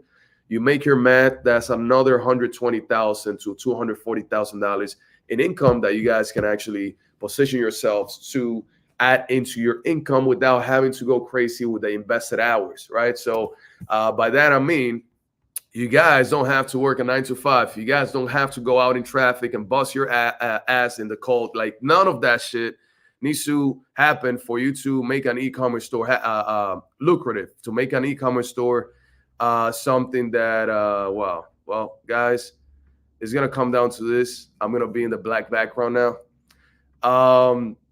But yeah, I'm open to questions now. I want to essentially pick on your brains now, or you guys pick on my brain now, as of how this all works, as of what I can do for, let's say, the small investors. And I just ask my coach, which is the person training me on preparing the company for Wall Street, which is not something that happens at the last minute. It happens now with legality. I've spent maybe $80,000 just on those documents and the formalization of the company. It's very expensive. And for us to go global, we're going to spend maybe $750,000 in legalities. So it's a real deal. It's real business. It's massive business. You guys can live through it. I'm inviting you guys to do it. Digital real estate is my word. I mean, nobody else is ever going to dominate that word more than me. You guys will hear that every single time. I'm going to preach that left and right until I pass out. Pass away, not pass out. Until my old days. So guys, let's make some exciting content out of your questions. I'll like you guys to now put me on the spot and let's really talk about what you guys want to hear. I explained the whole business in a very simple form. You guys will be assigned to the stocks. You guys are buying the stocks in an early stage, which is something that's not offered every single day. And it has to make sense for everybody. So I want it to make sense. So let's talk about the things that you guys want to know. Lambo, you can come back into the house, bro. Awesome. Hey, I was right here, man, for you, dude. All right, awesome. I mean, the great presentation, man. Definitely get the Lambo belt, man. I mean, you laid everything out of how you were going to go on ahead and acquire what you were looking for to acquire, and how people can benefit from off of the acquisition. Now, one key thing that I was definitely interested in, you said that they would actually own a part of the company, like shares into the company, right? Correct. As well as you're gonna build them out another profiting like e-commerce store or business, and it takes about 14 months, you said? Yeah. So essentially, I told you this before, you heard this before. I said, I'm going to help this community that's losing all this money, right? Mm-hmm. Some people are going to invest, some people are not. But the fact that you can sell online is something that's always going to be available, right? Yeah. And I want you guys to understand, listen, here's the thing, and here's a problem that I see in the particular group of people that follow the crypto space, right? They're not diversifying properly, right? Some people are heads into crypto and some of these digital tokens, but they don't have, let's say, another asset that can sustain them when something goes wrong in the crypto space, right? They only have their 9 to 5. And if you're counting with your time as the intermediator to fix issues, I mean, you can be upside down for life. I mean, I'm talking about like you're going to work until you're super old. So when I speak about digital real estate, right, like I'm not speaking about e-commerce alone. I'm speaking about crypto. I'm speaking about all these different things, right? Like these are all digital assets, but they're different assets in different ways. Why? Because a digital token is an exchange token that you're holding onto. It's like the dollar that you save in your pockets. But an e-commerce store is like a brick and mortar location that you can walk into. And if you decide to sell it tomorrow, you can sell it. You understand? Like you build a seven-figure business online, and that business is going to have a valuation of some sort. You started that business with $0, zero employees, with some sort of knowledge, sourcing products. In 12 months, it's appealing to sell it. It's generating return on investment. You can get $500,000 just doing that in 14 Yeah. months, right? So not only you're generating that every month cash flow, which is going to start happening, within the first 45, 60 days, but you have an asset that you can sell, right? Like, and now you're like, oh yeah, well, I make 10, 15, 20% on crypto. Yeah, do your math about what I'm telling you about the valuation factor behind your company, right? The funding options that you can get through that company, right? And also the cash flow on top. When you do the math, Lambo, right? You are not able to say, out of $20,000 that I invest into crypto, I'm for sure going to have liquidity of $650,000. Right. Right? You can start a Right. good e-commerce store with $20,000. Get funding. Put more products into it. Amazon, within 6 months of seeing that you're able to sell properly and you sell over $150,000 within 6 months period, they give you financing directly. These are things that you guys don't know, right? So Yeah. now the option of scaling becomes easier because you're using other people's money. This is the most important part of any business venture that you take onto, using other people's money. For me, I got to use other people's money to make such a vision happen, Yeah. right? And I got to do it in the way that I present it to you guys, in the way of, okay, I'm going to exchange your money for my stock, but my stock is more valuable than your dollar in the long term, right? In the short term, your dollar is more valuable to me because I have a vision that takes 90% of John Franco, right? Like I have my 2-year-old daughter. She's going to be 3 soon. And I could be with my daughter all day, but I work 16, 18 hours because I don't stop doing what I say I'm doing, right? Yeah. I work like a dog, right? Like, and I travel a lot. So when I'm traveling and doing these things to open up relationships and really do what I'm saying I'm doing, I'm taking time away from my family. I'm gonna have a partially dysfunctional family through an effort that is gonna dictate the legacy of my family, right? I don't work for myself anymore. When I had my daughter, I started working for my daughter because I Facts. don't want my daughter to go through the things that I went through at 16 to 22. Like my background is very, very insane in that period of time. Things that you guys have never ever done in your lives, I did it in 7 years.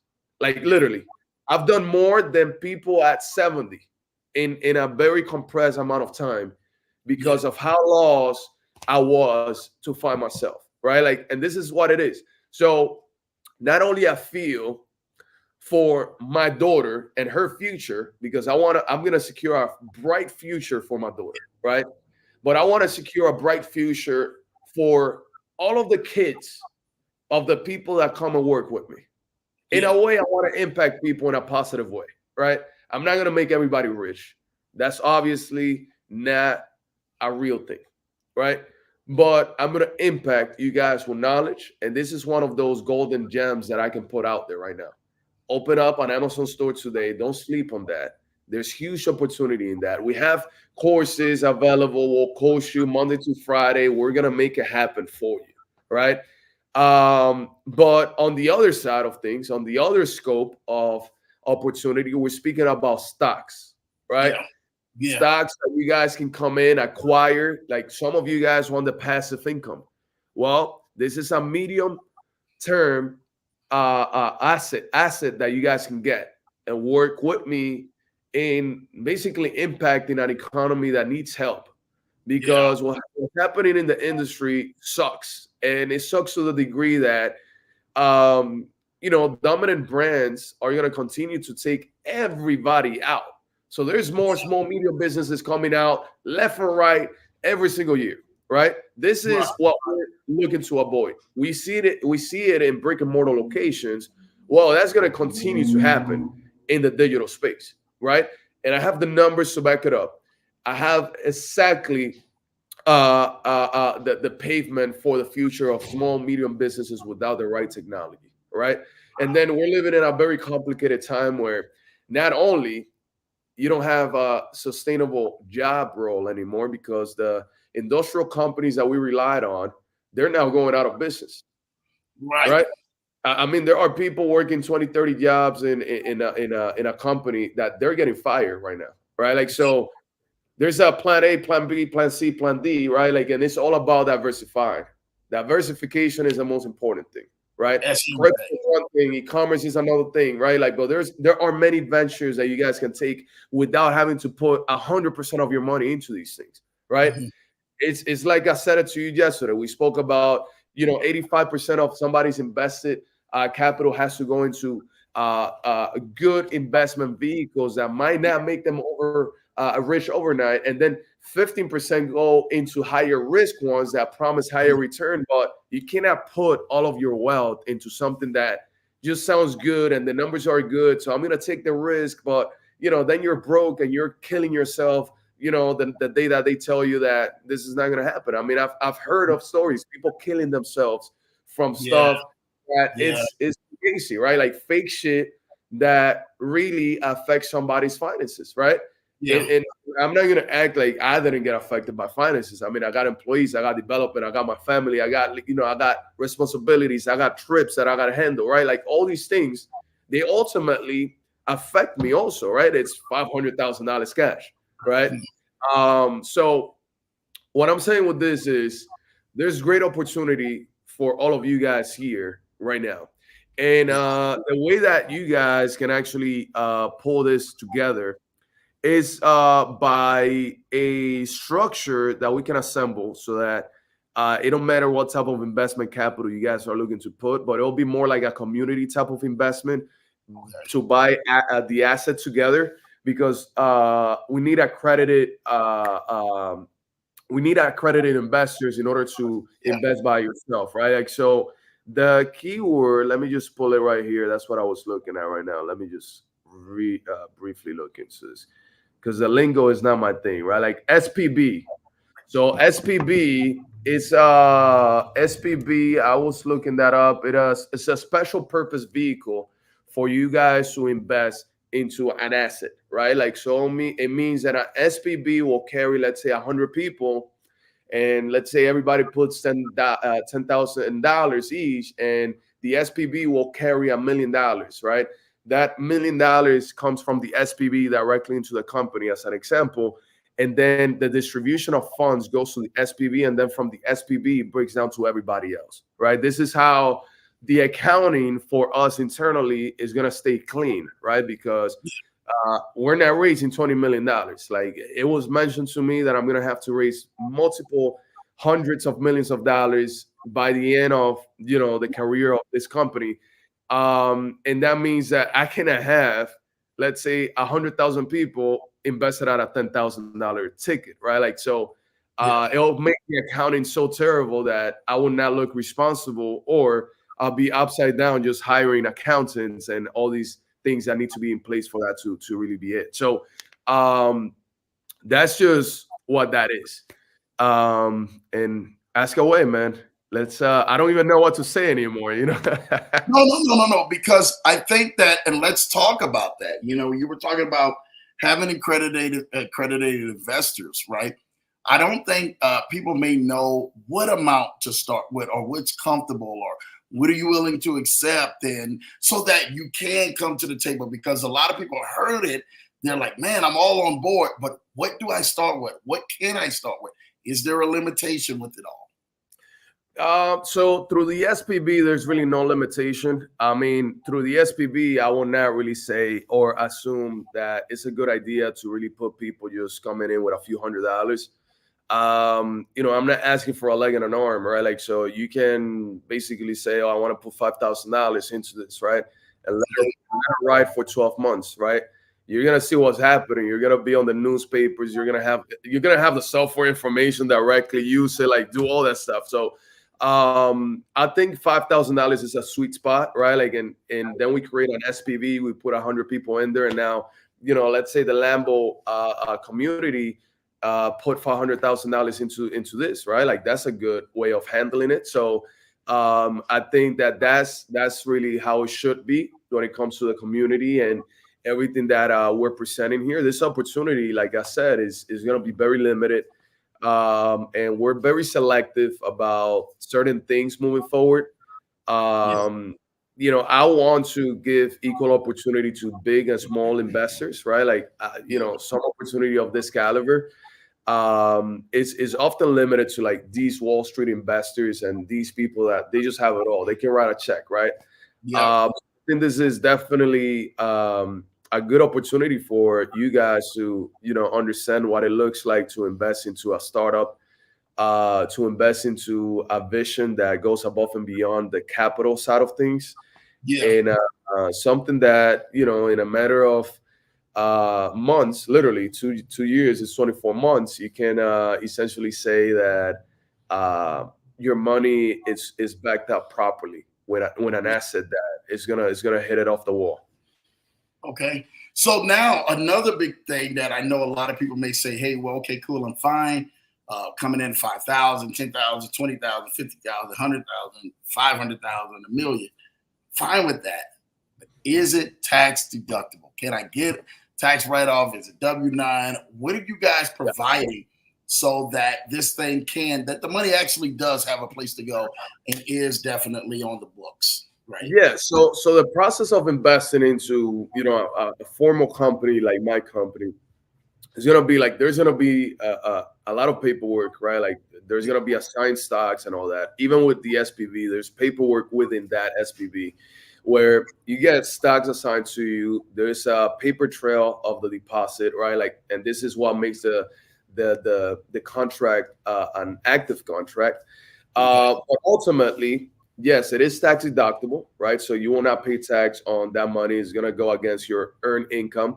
And then when you start liquidating, well, I mentioned to you guys that we're going to buy an opportunity zone property, right? Yeah. Yeah. Opportunity zone property is only going to benefit you guys or the investors in general, right? Because what we're doing is, since everything is done through the books, like, and I'm not talking about, I mean, I can take crypto, but eventually I'm going to have to convert the crypto and say, okay, what happened to this crypto deposit? Who gave me Yeah. that money? Yeah. Is it Yeah. their money, right? So at the end of the process, regardless of what you guys do and how you guys want to pay, there is going to be a paper trail that's going to go into the real banking system that I'm going to write against the SPB or you guys, right? And you guys eventually, when you withdraw that money out, right? Like when you give it into the company, that's deductible. But when you take it out, that invested capital is going to have taxes at one point, right? Right. Right. And the earnings are also going to have taxes. So the So strategy, it's both gonna be. So you're gonna get taxed definitely on the deposit, but you're also taxed on the earnings, right, Frigo? this is the normal way. Yes. With Correct. opportunity zone, now you only get tax on the invested capital. The Gotcha. earned capital, if you give me 10,000 and I make you 100,000, the 90,000 profit that I made for you is not taxable. It's not taxable? It's not taxable. Well, okay, but that's reported earnings, right? It And is reported, but because it's an opportunity zone, you guys can look into this. This is the billionaire friend that I made, gave me the advice of yeah, structuring everything.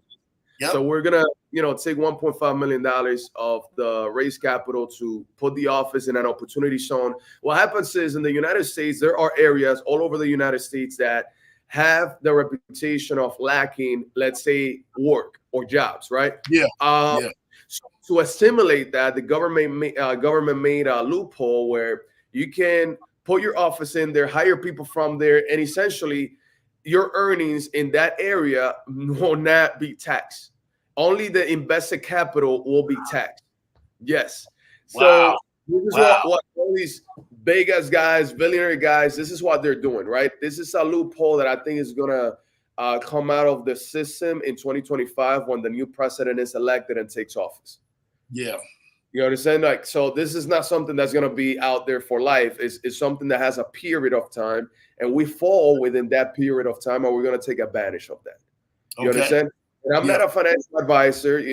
I'm relaying what I learned, and now I got to go through financial advisors and all that stuff. But what I heard was exactly what I told you, right? mhm. The invested capital is taxable, right? The profits are not taxable, Wow, right? wow, So that's a huge loophole. All of my yeah, businesses, they're gonna go to opportunity zone. I mean, you guys don't know, how much that really meant to me. You understand? Wow. Wow. So so So a person can make essentially, limitless, right, right, amount of earnings. I'm talking yeah, about even over the years, right, and not be taxed. right. And that Wow. is again, it has a period of time. I think they only give you 5 years of that tax of benefit. Or you have Okay. to buy the property. You have to buy the property, and then all of your businesses they gotta be reported to that property. Okay. You Okay. Yeah. understand? My So cousins say the same thing. Yeah, that's something new. I mean, I've never heard that one. That's definitely something, look, man. That's a trick for the wealthy. you know what happens? I mean, we gotta network with more billionaires. The guy Yeah. that mentioned it to me, he's worth at $18 billion. Yeah. Yeah. Did So you say million or was that B billion, with a billion? $1 billion, $1 billion. Shout out to the Yeah, billionaire out there yeah, doing yeah, it. That is amazing. So, I yeah. mean, this is what I'm trying to say. I know that let's talk about the infrastructure, right, of what you're doing. So you're not competing with Amazon. You're actually partnering up with Amazon. Is that correct? So we're not initially in the same line of labor as Amazon, right? Okay. Essentially, we're going to add value to Amazon through what we do because people will be able to really acquire more product to sell, right? Like that's essentially what we're doing initially. But I don't know if you saw in version 2 and 3, we're going to start connecting with other marketplaces and then we're going to focus on delivering from our warehouses directly to the customer. That's Okay. when the competition of us and Amazon will go and collapse, right? Like it's gonna really put us against a big player that we don't really want to come out from the get go and say we're gonna compete against you because we don't have any market share and we don't have the capital, right? They can wipe it out clean from the get go.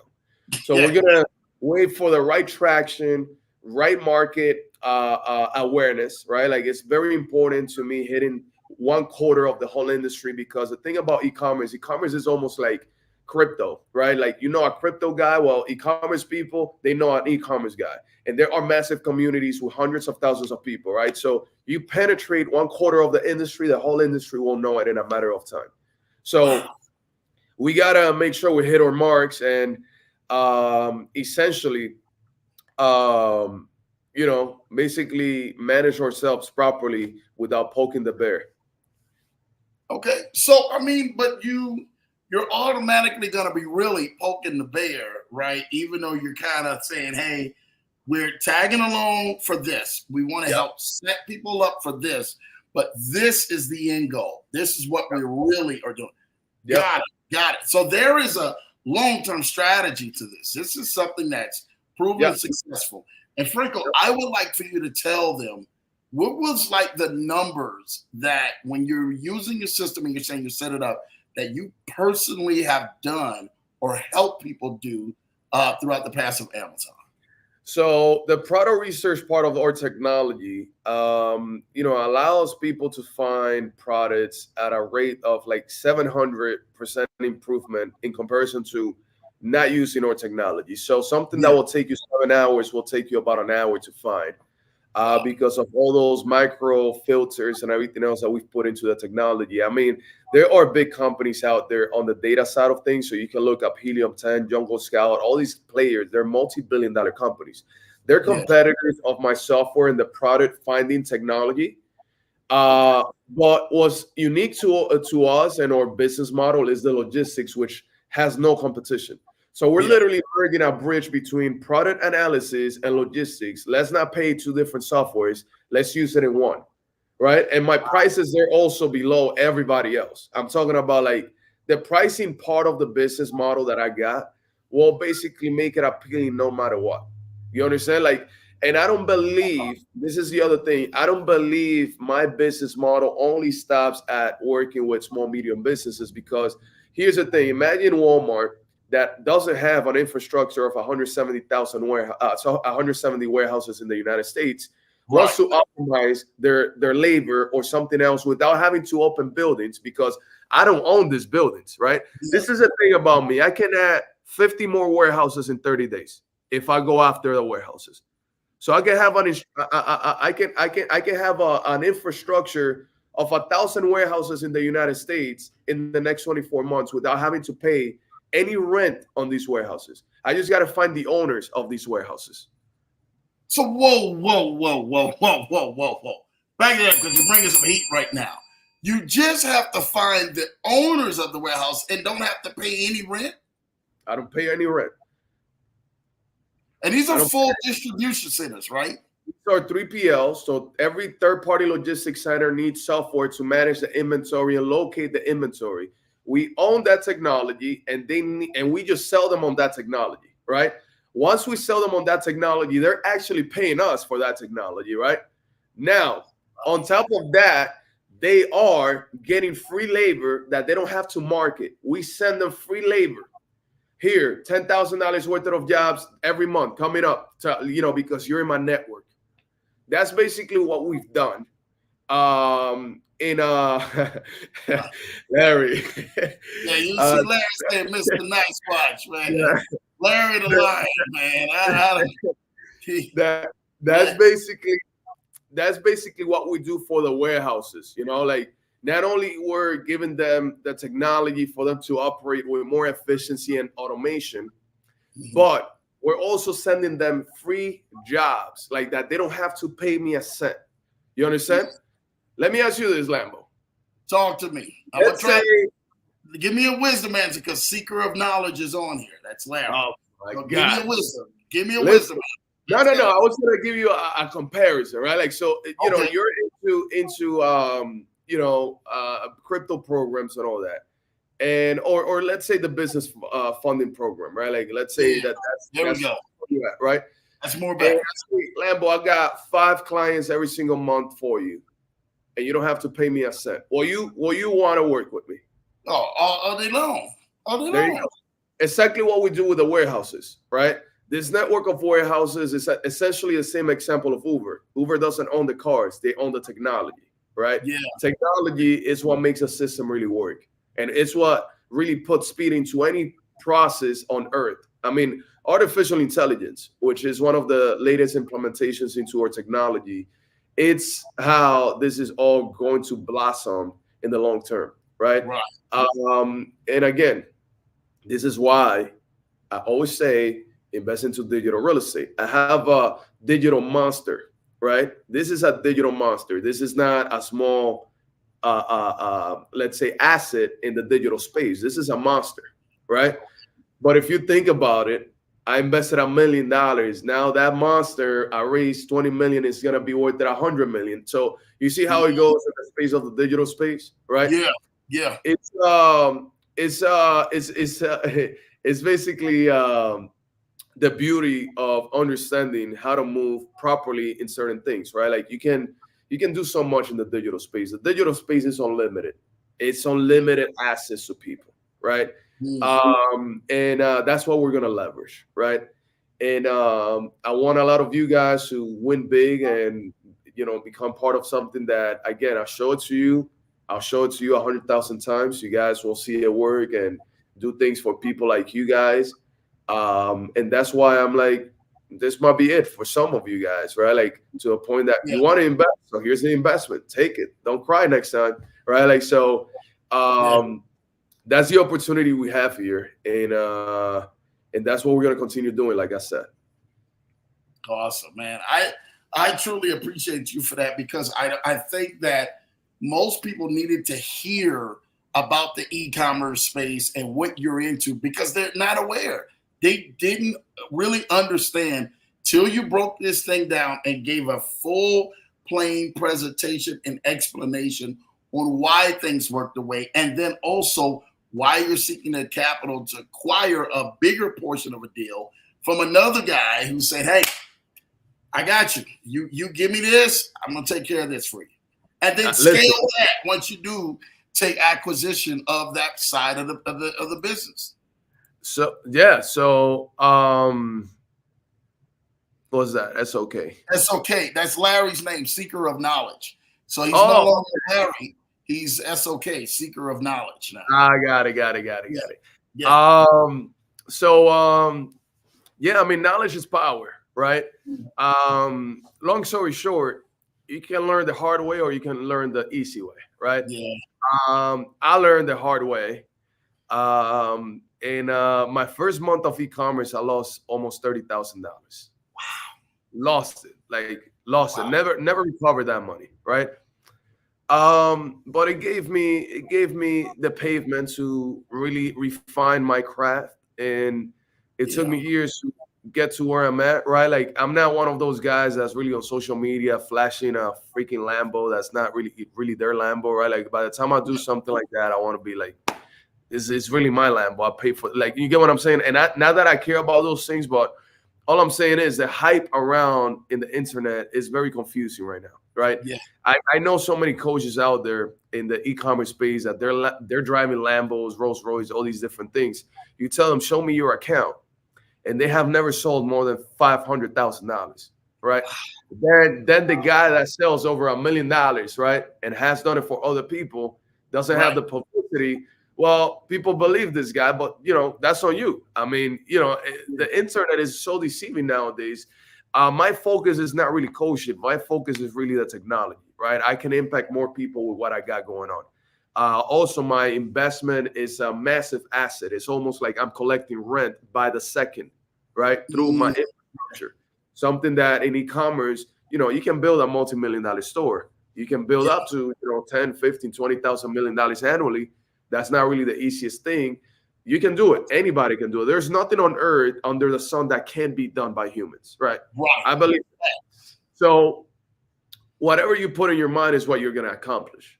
You understand? Like, so when we speak about the finance vehicle and investing in e-commerce and the digital real estate, all I'm really saying, my underlying sentence means there's opportunity for you. Come take it, right? Like, that's the underlying message right now that I want you guys to understand. Like, you don't have to work with me, right? Yeah. I'm telling you, you should diversify and go get an online store, right? Yeah. Diversify and learn something that's out of your comfort zone. That's what I mean, right? Like, and I think this is important because the more you know, the more opportunities you can take onto, right? Plain and simple, this is how it is. So the opportunity of investing is going to be very limited. I think I'm only going to open up the opportunity of investing into the stocks and all that stuff until mid-January, maybe like the last week of January. After that, I'm only working with, big investors. So this is something for anybody out there to think about before I start onboarding, very aggressive players out there that will literally eliminate the open space for the stocks, because I'm not going to just raise unlimited capital, right? I'm not going to dilute my power inside of the company. I am a program, a software. I have a schedule of funding. I got everything in place by the teeth, right? And it's going to look like this. I raised $20 million, 5 versions of software. In between those 5 versions, we're going to go to a Series A. We're going to raise multiple hundreds of millions of dollars. And then we're going to go into an IPO less than 12 months from there. By that time, everybody's going to be very happy and thankful for this opportunity. And that's basically what it is, right? Like, I can't really narrate this any better than what I've done it right now, right? Like, it's simply breaking down what I'm presenting out to these multimillionaires to invest into right now, right? Like, and I have a bunch of commitment, but I still have space within that $20 million range. So that's just me. That's a value that I want to bring to your people, Lambo. You're my brother. I know that you're going to write me a check for like $1 million yourself. So, you want the mail, man, put it out there on the card. Put it on the back, man. Send it to the card, brother. I got to put the mail up, brother. Let's go. Listen, I truly, really, man, you get that bell, man, because you have done an amazing, amazing job in illustration and presenting something that is long-term, that is sustainable, that does have a track history, and can be, for us, is what we call it, that could be our wealth builder. I think that a lot of people want one more question. I'll let you answer this. how will payments be dispersed once earnings have been done? And I know I got a couple of people may want to know, how do we Yeah. invest? What can we invest with? And then how payments will be dispersed. So the company has a fiscal year, right? And the way that stocks pay out is really by dividends, right? When you own stock, this is what you get, right? In every fiscal quarter, there's a P&L generated, and then there's Yep. a distribution based on what you're holding. So essentially, what's going to happen is every quarter of the fiscal year, there's going to be a deposit to the a structure that we're going to put together to commingle everybody in, and then from that structure, everybody gets then their own distribution, right? Like this is basically how it goes down. So will it be just distributed as a dividend, or where it's actually a share and then you have to sell, or will it be a dividend where it's actually automatically direct deposited? No, it's direct deposit. Like that happens again. It happens on autopilot. Direct deposit to whatever bank account is designated to Okay. the SBA, right? Like so, all that stuff. It's on autopilot. There's gonna be an accounting team handling these things. I mean, raising capital is very delicate, right? Like some Yeah. of you guys have invested into things you never seen their books, right?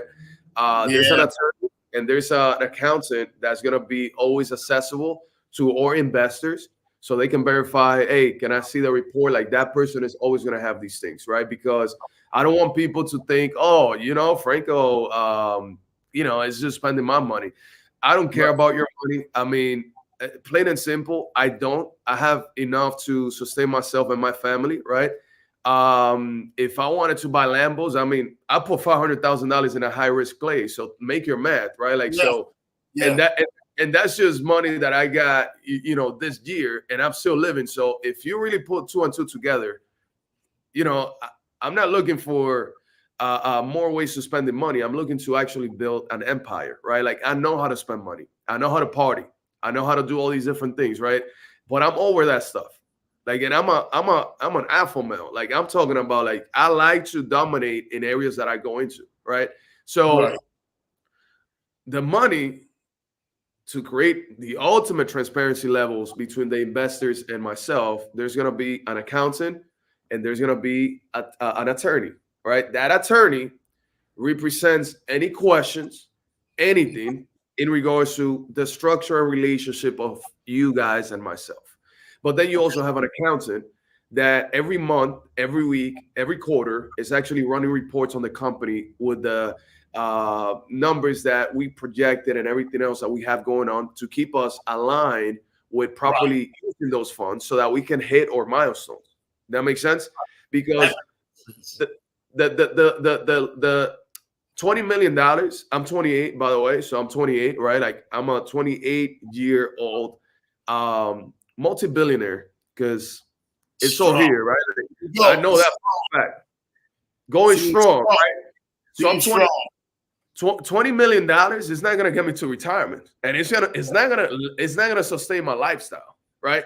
So Yeah. $20 million, it only matters to me because it's gonna take me to the next level, right? Yeah. Take me to Yeah. the $100 million mark, and not only is gonna take me over the $100 million mark, it's gonna set my pavement to be in the $1 billion mark as a company or a business owner, right? Which to me is going to allow me not to only earn you guys money, but it's also going to allow me to focus on stimulating more small, medium economies, right? Helping people overseas. Like one of my visions is actually getting more kids overseas, into computing programs because I understand that if you learn how to build websites and systems, you have opportunity no matter where you are in the world.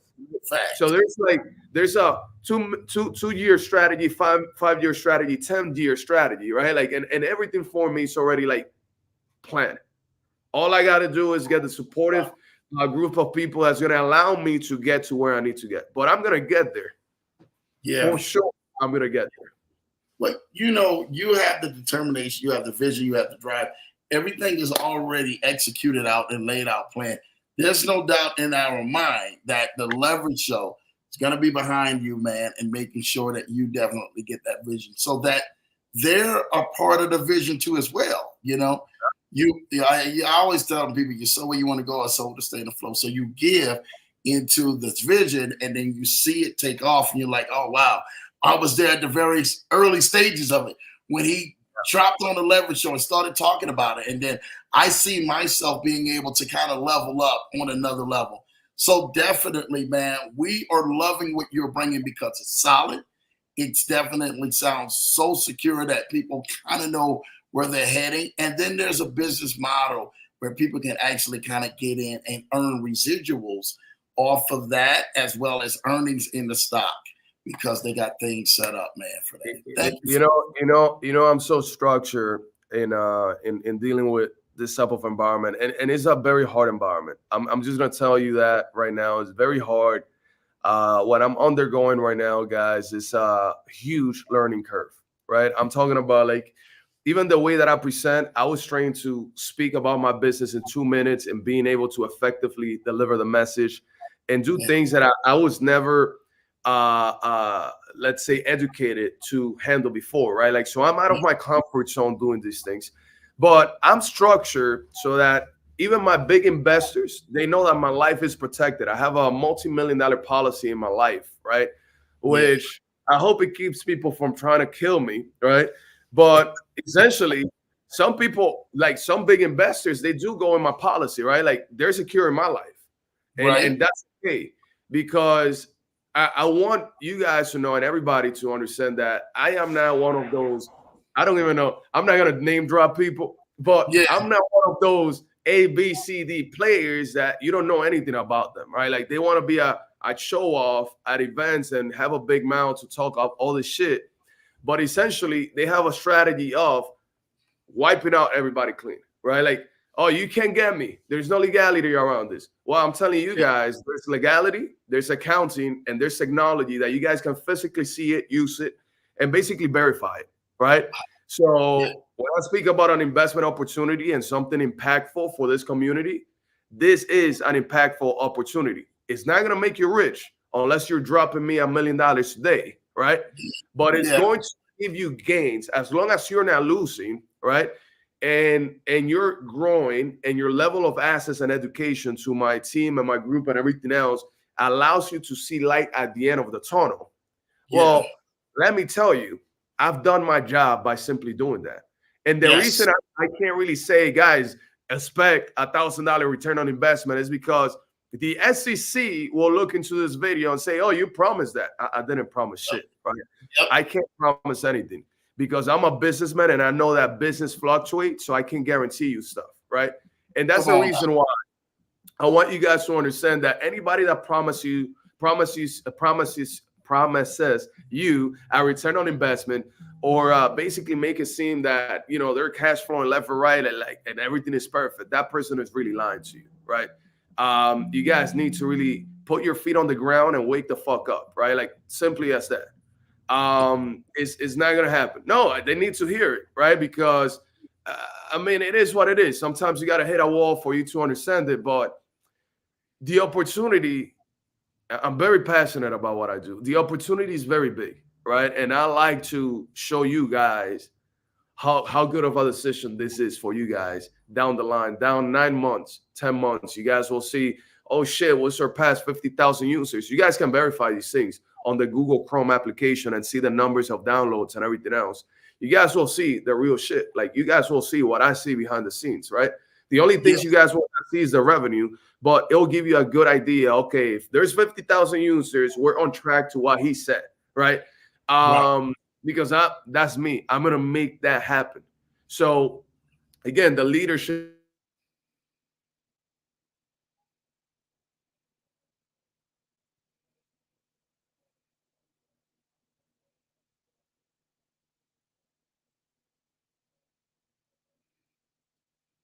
Franco.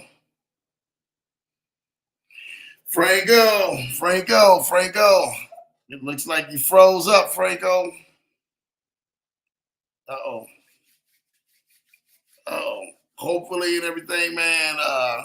My guy Franco and everything, man, is definitely coming back. Hopefully, I think his camera may have died.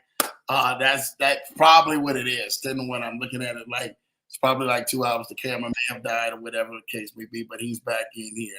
Let's see. Let's see, Franco. Where you at, baby? Where you at, Franco? We got you pulled back up on the screen, man. But I can't hear anything.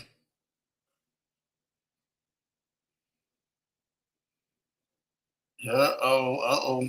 All right, so listen, you guys, man, make sure you guys definitely go get tapped into Franco. It definitely looks like Franco may be having some sort of technical issues on his end. He's probably switching to another camera or so as we actually speak. But I really want you guys to take full advantage of what Franco got a chance to talk about. Franco really got a chance to really come out here and give a lot of valuable information. I just seen Franco get up and leave. I don't know what's going on, but it looks like he may be trying to transition into some other things, man, right now. But listen, I want you guys to go follow Franco, first of all, at IG, at Real Franco America, at Real Franco America on IG, as well as follow him on Facebook as well as John Franco, JohnFranco. All right, John Franco. You guys want to follow him on IG at Real Franco America, and there on the other one at Franco. There we go, Franco. There we go. I figured that. I said, Franco. Hey, I know how that camera goes left field anyway, man. I had to run to my office from the recording room. Yeah. But I gonna leave without saying bye to the people here, man. Yeah. That was not gonna happen. Yeah. I just gave them your IG so they can follow you at Real Franco America, at Real Franco America on IG, but also at John Franco on Facebook, right? Yeah. And you guys can look him up on LinkedIn at what? John Franco again, right? John Franco, yeah. Everywhere is John Franco. I'm gonna make some updates to that, but yeah, connect with me, guys. And Lambo, I think that personally, you're gonna get some people reaching out to you directly. Just pull whatever it is together, and when that time is ready, then we'll form whatever needs to be formed. And I'm just gonna continue preaching and presenting this as much as I can. I think you guys will see more and more of these videos, obviously, but the opportunities now, 2024 is near, and I know some of us we ended up with the wrong foot on the line, so don't look down because of that. Like, just look ahead, because there's always more opportunity and there's always ways of coming back out of big issues and problems. So nothing is too big to ever wipe out humanity. Put it like that. No, definitely, man. Nothing is too big to ever do that. Shout out to them, Franco. We really want to thank you and give you a special thank you and your flowers, man, for you coming in here, tapping in, and really giving out a wonderful, wonderful presentation. Very thought out, very calculated, and very planned out for someone who really wants to go ahead and invest in partnership. How can they reach out to you and everything, man, and really get direct with you with this? Yep. Instagram. But let me just put my email. I'm gonna put my email here. So that anybody interested, and you might have some investors, I don't know who's here, to be honest, but just reach out. Oh wow, it says that is something didn't happen. It didn't go through for me so I'll give it to you, Lambo, and just paste it in there. Essentially, just put the header, investment opportunity, and introduce yourself. I'll set up a Zoom meeting, and anything that needs to be done on my side, I'll make it happen, and I'll start onboarding people. And then when I feel that the amount of capital is ready with that group of people, then we'll make that a structure for everybody just to go in together. Awesome. This is his email right here, you guys, right here on the screen. It's Franco at Perimail, PERI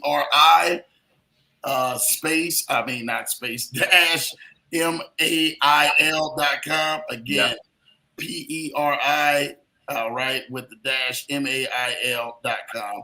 You guys can definitely go reach out to my guy, John Franco. Yes, sir. Yes, sir. Get in contact, get on his schedule book. You guys can talk one-on-one and talk more about exactly the investment opportunity and not just that, further along the vision. And that's what we are here for, making the connection, man. Listen, Franco, it's been over 2 hours, man. Thank you for you coming out here, dropping 2 hours. I see the staff and everybody right behind you. Yeah.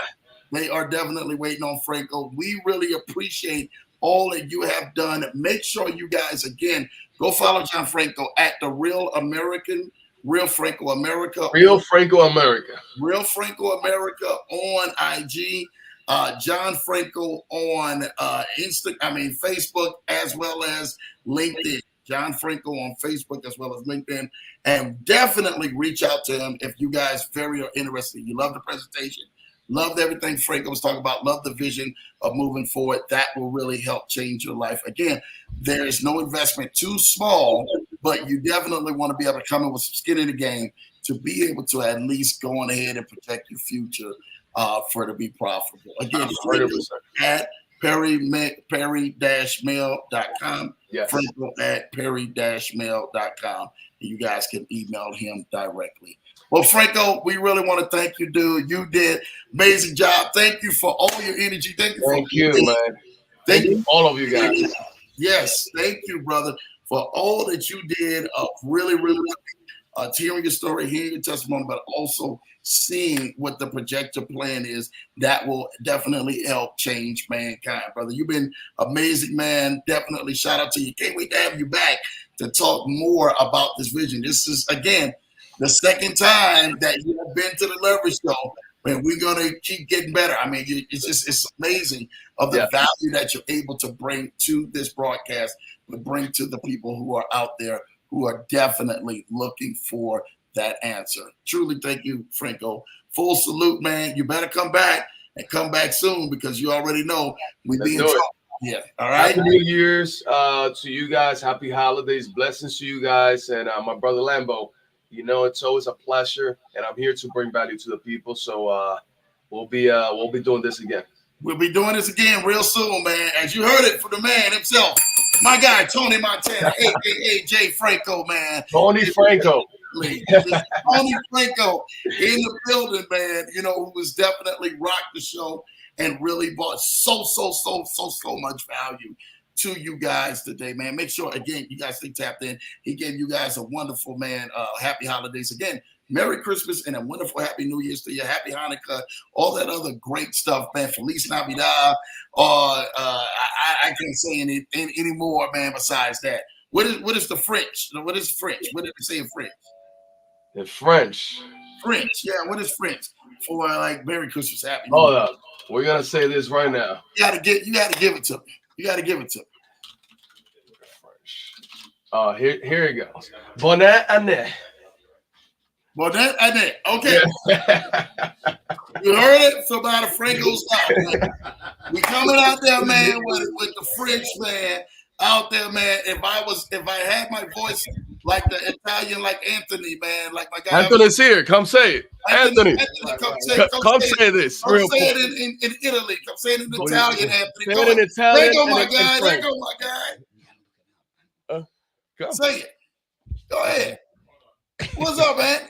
What's up, my friend? Your world, Captain. Your world. Good to see you, buddy. My blessings to you, my friend. Great show. You as well, man. Listen, we want you to go on ahead and give us the Italian way, man, of doing this thing, man, for this holiday season out here. Forget about it. Just do it. That's Nike. That's Nike. Forget about it. Just do it. Go ahead. Yeah. Say it to us, man. Happy New Year. Happy New Year. Friends. Yeah. Happy New Year. No. I'd rather keep it American. Keep it American. Yeah. Bonne année in French, all right? Bonne année is, you say it right? Yep. I was about to say it sounds like bon appetit, but and buon anno in Italiano. Buon anno. Buono anno, like yeah. Buono anno in Italiano. Buon anno. Wait a minute. Now, see, now why Anthony couldn't tell me that, man? Why he didn't say it like that, right? You're supposed to say it with your chest, Anthony. He's shy. He better not be right here. That's the most amazing guy I know. Those two, you guys, man. Welcome to the Leverage Show, Anthony, man.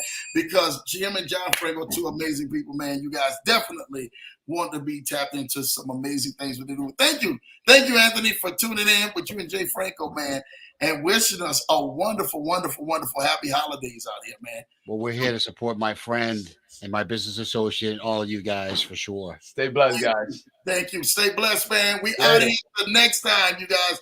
Love y'all and have an amazing, happy holidays from John Franco and Anthony Boynet and Nat.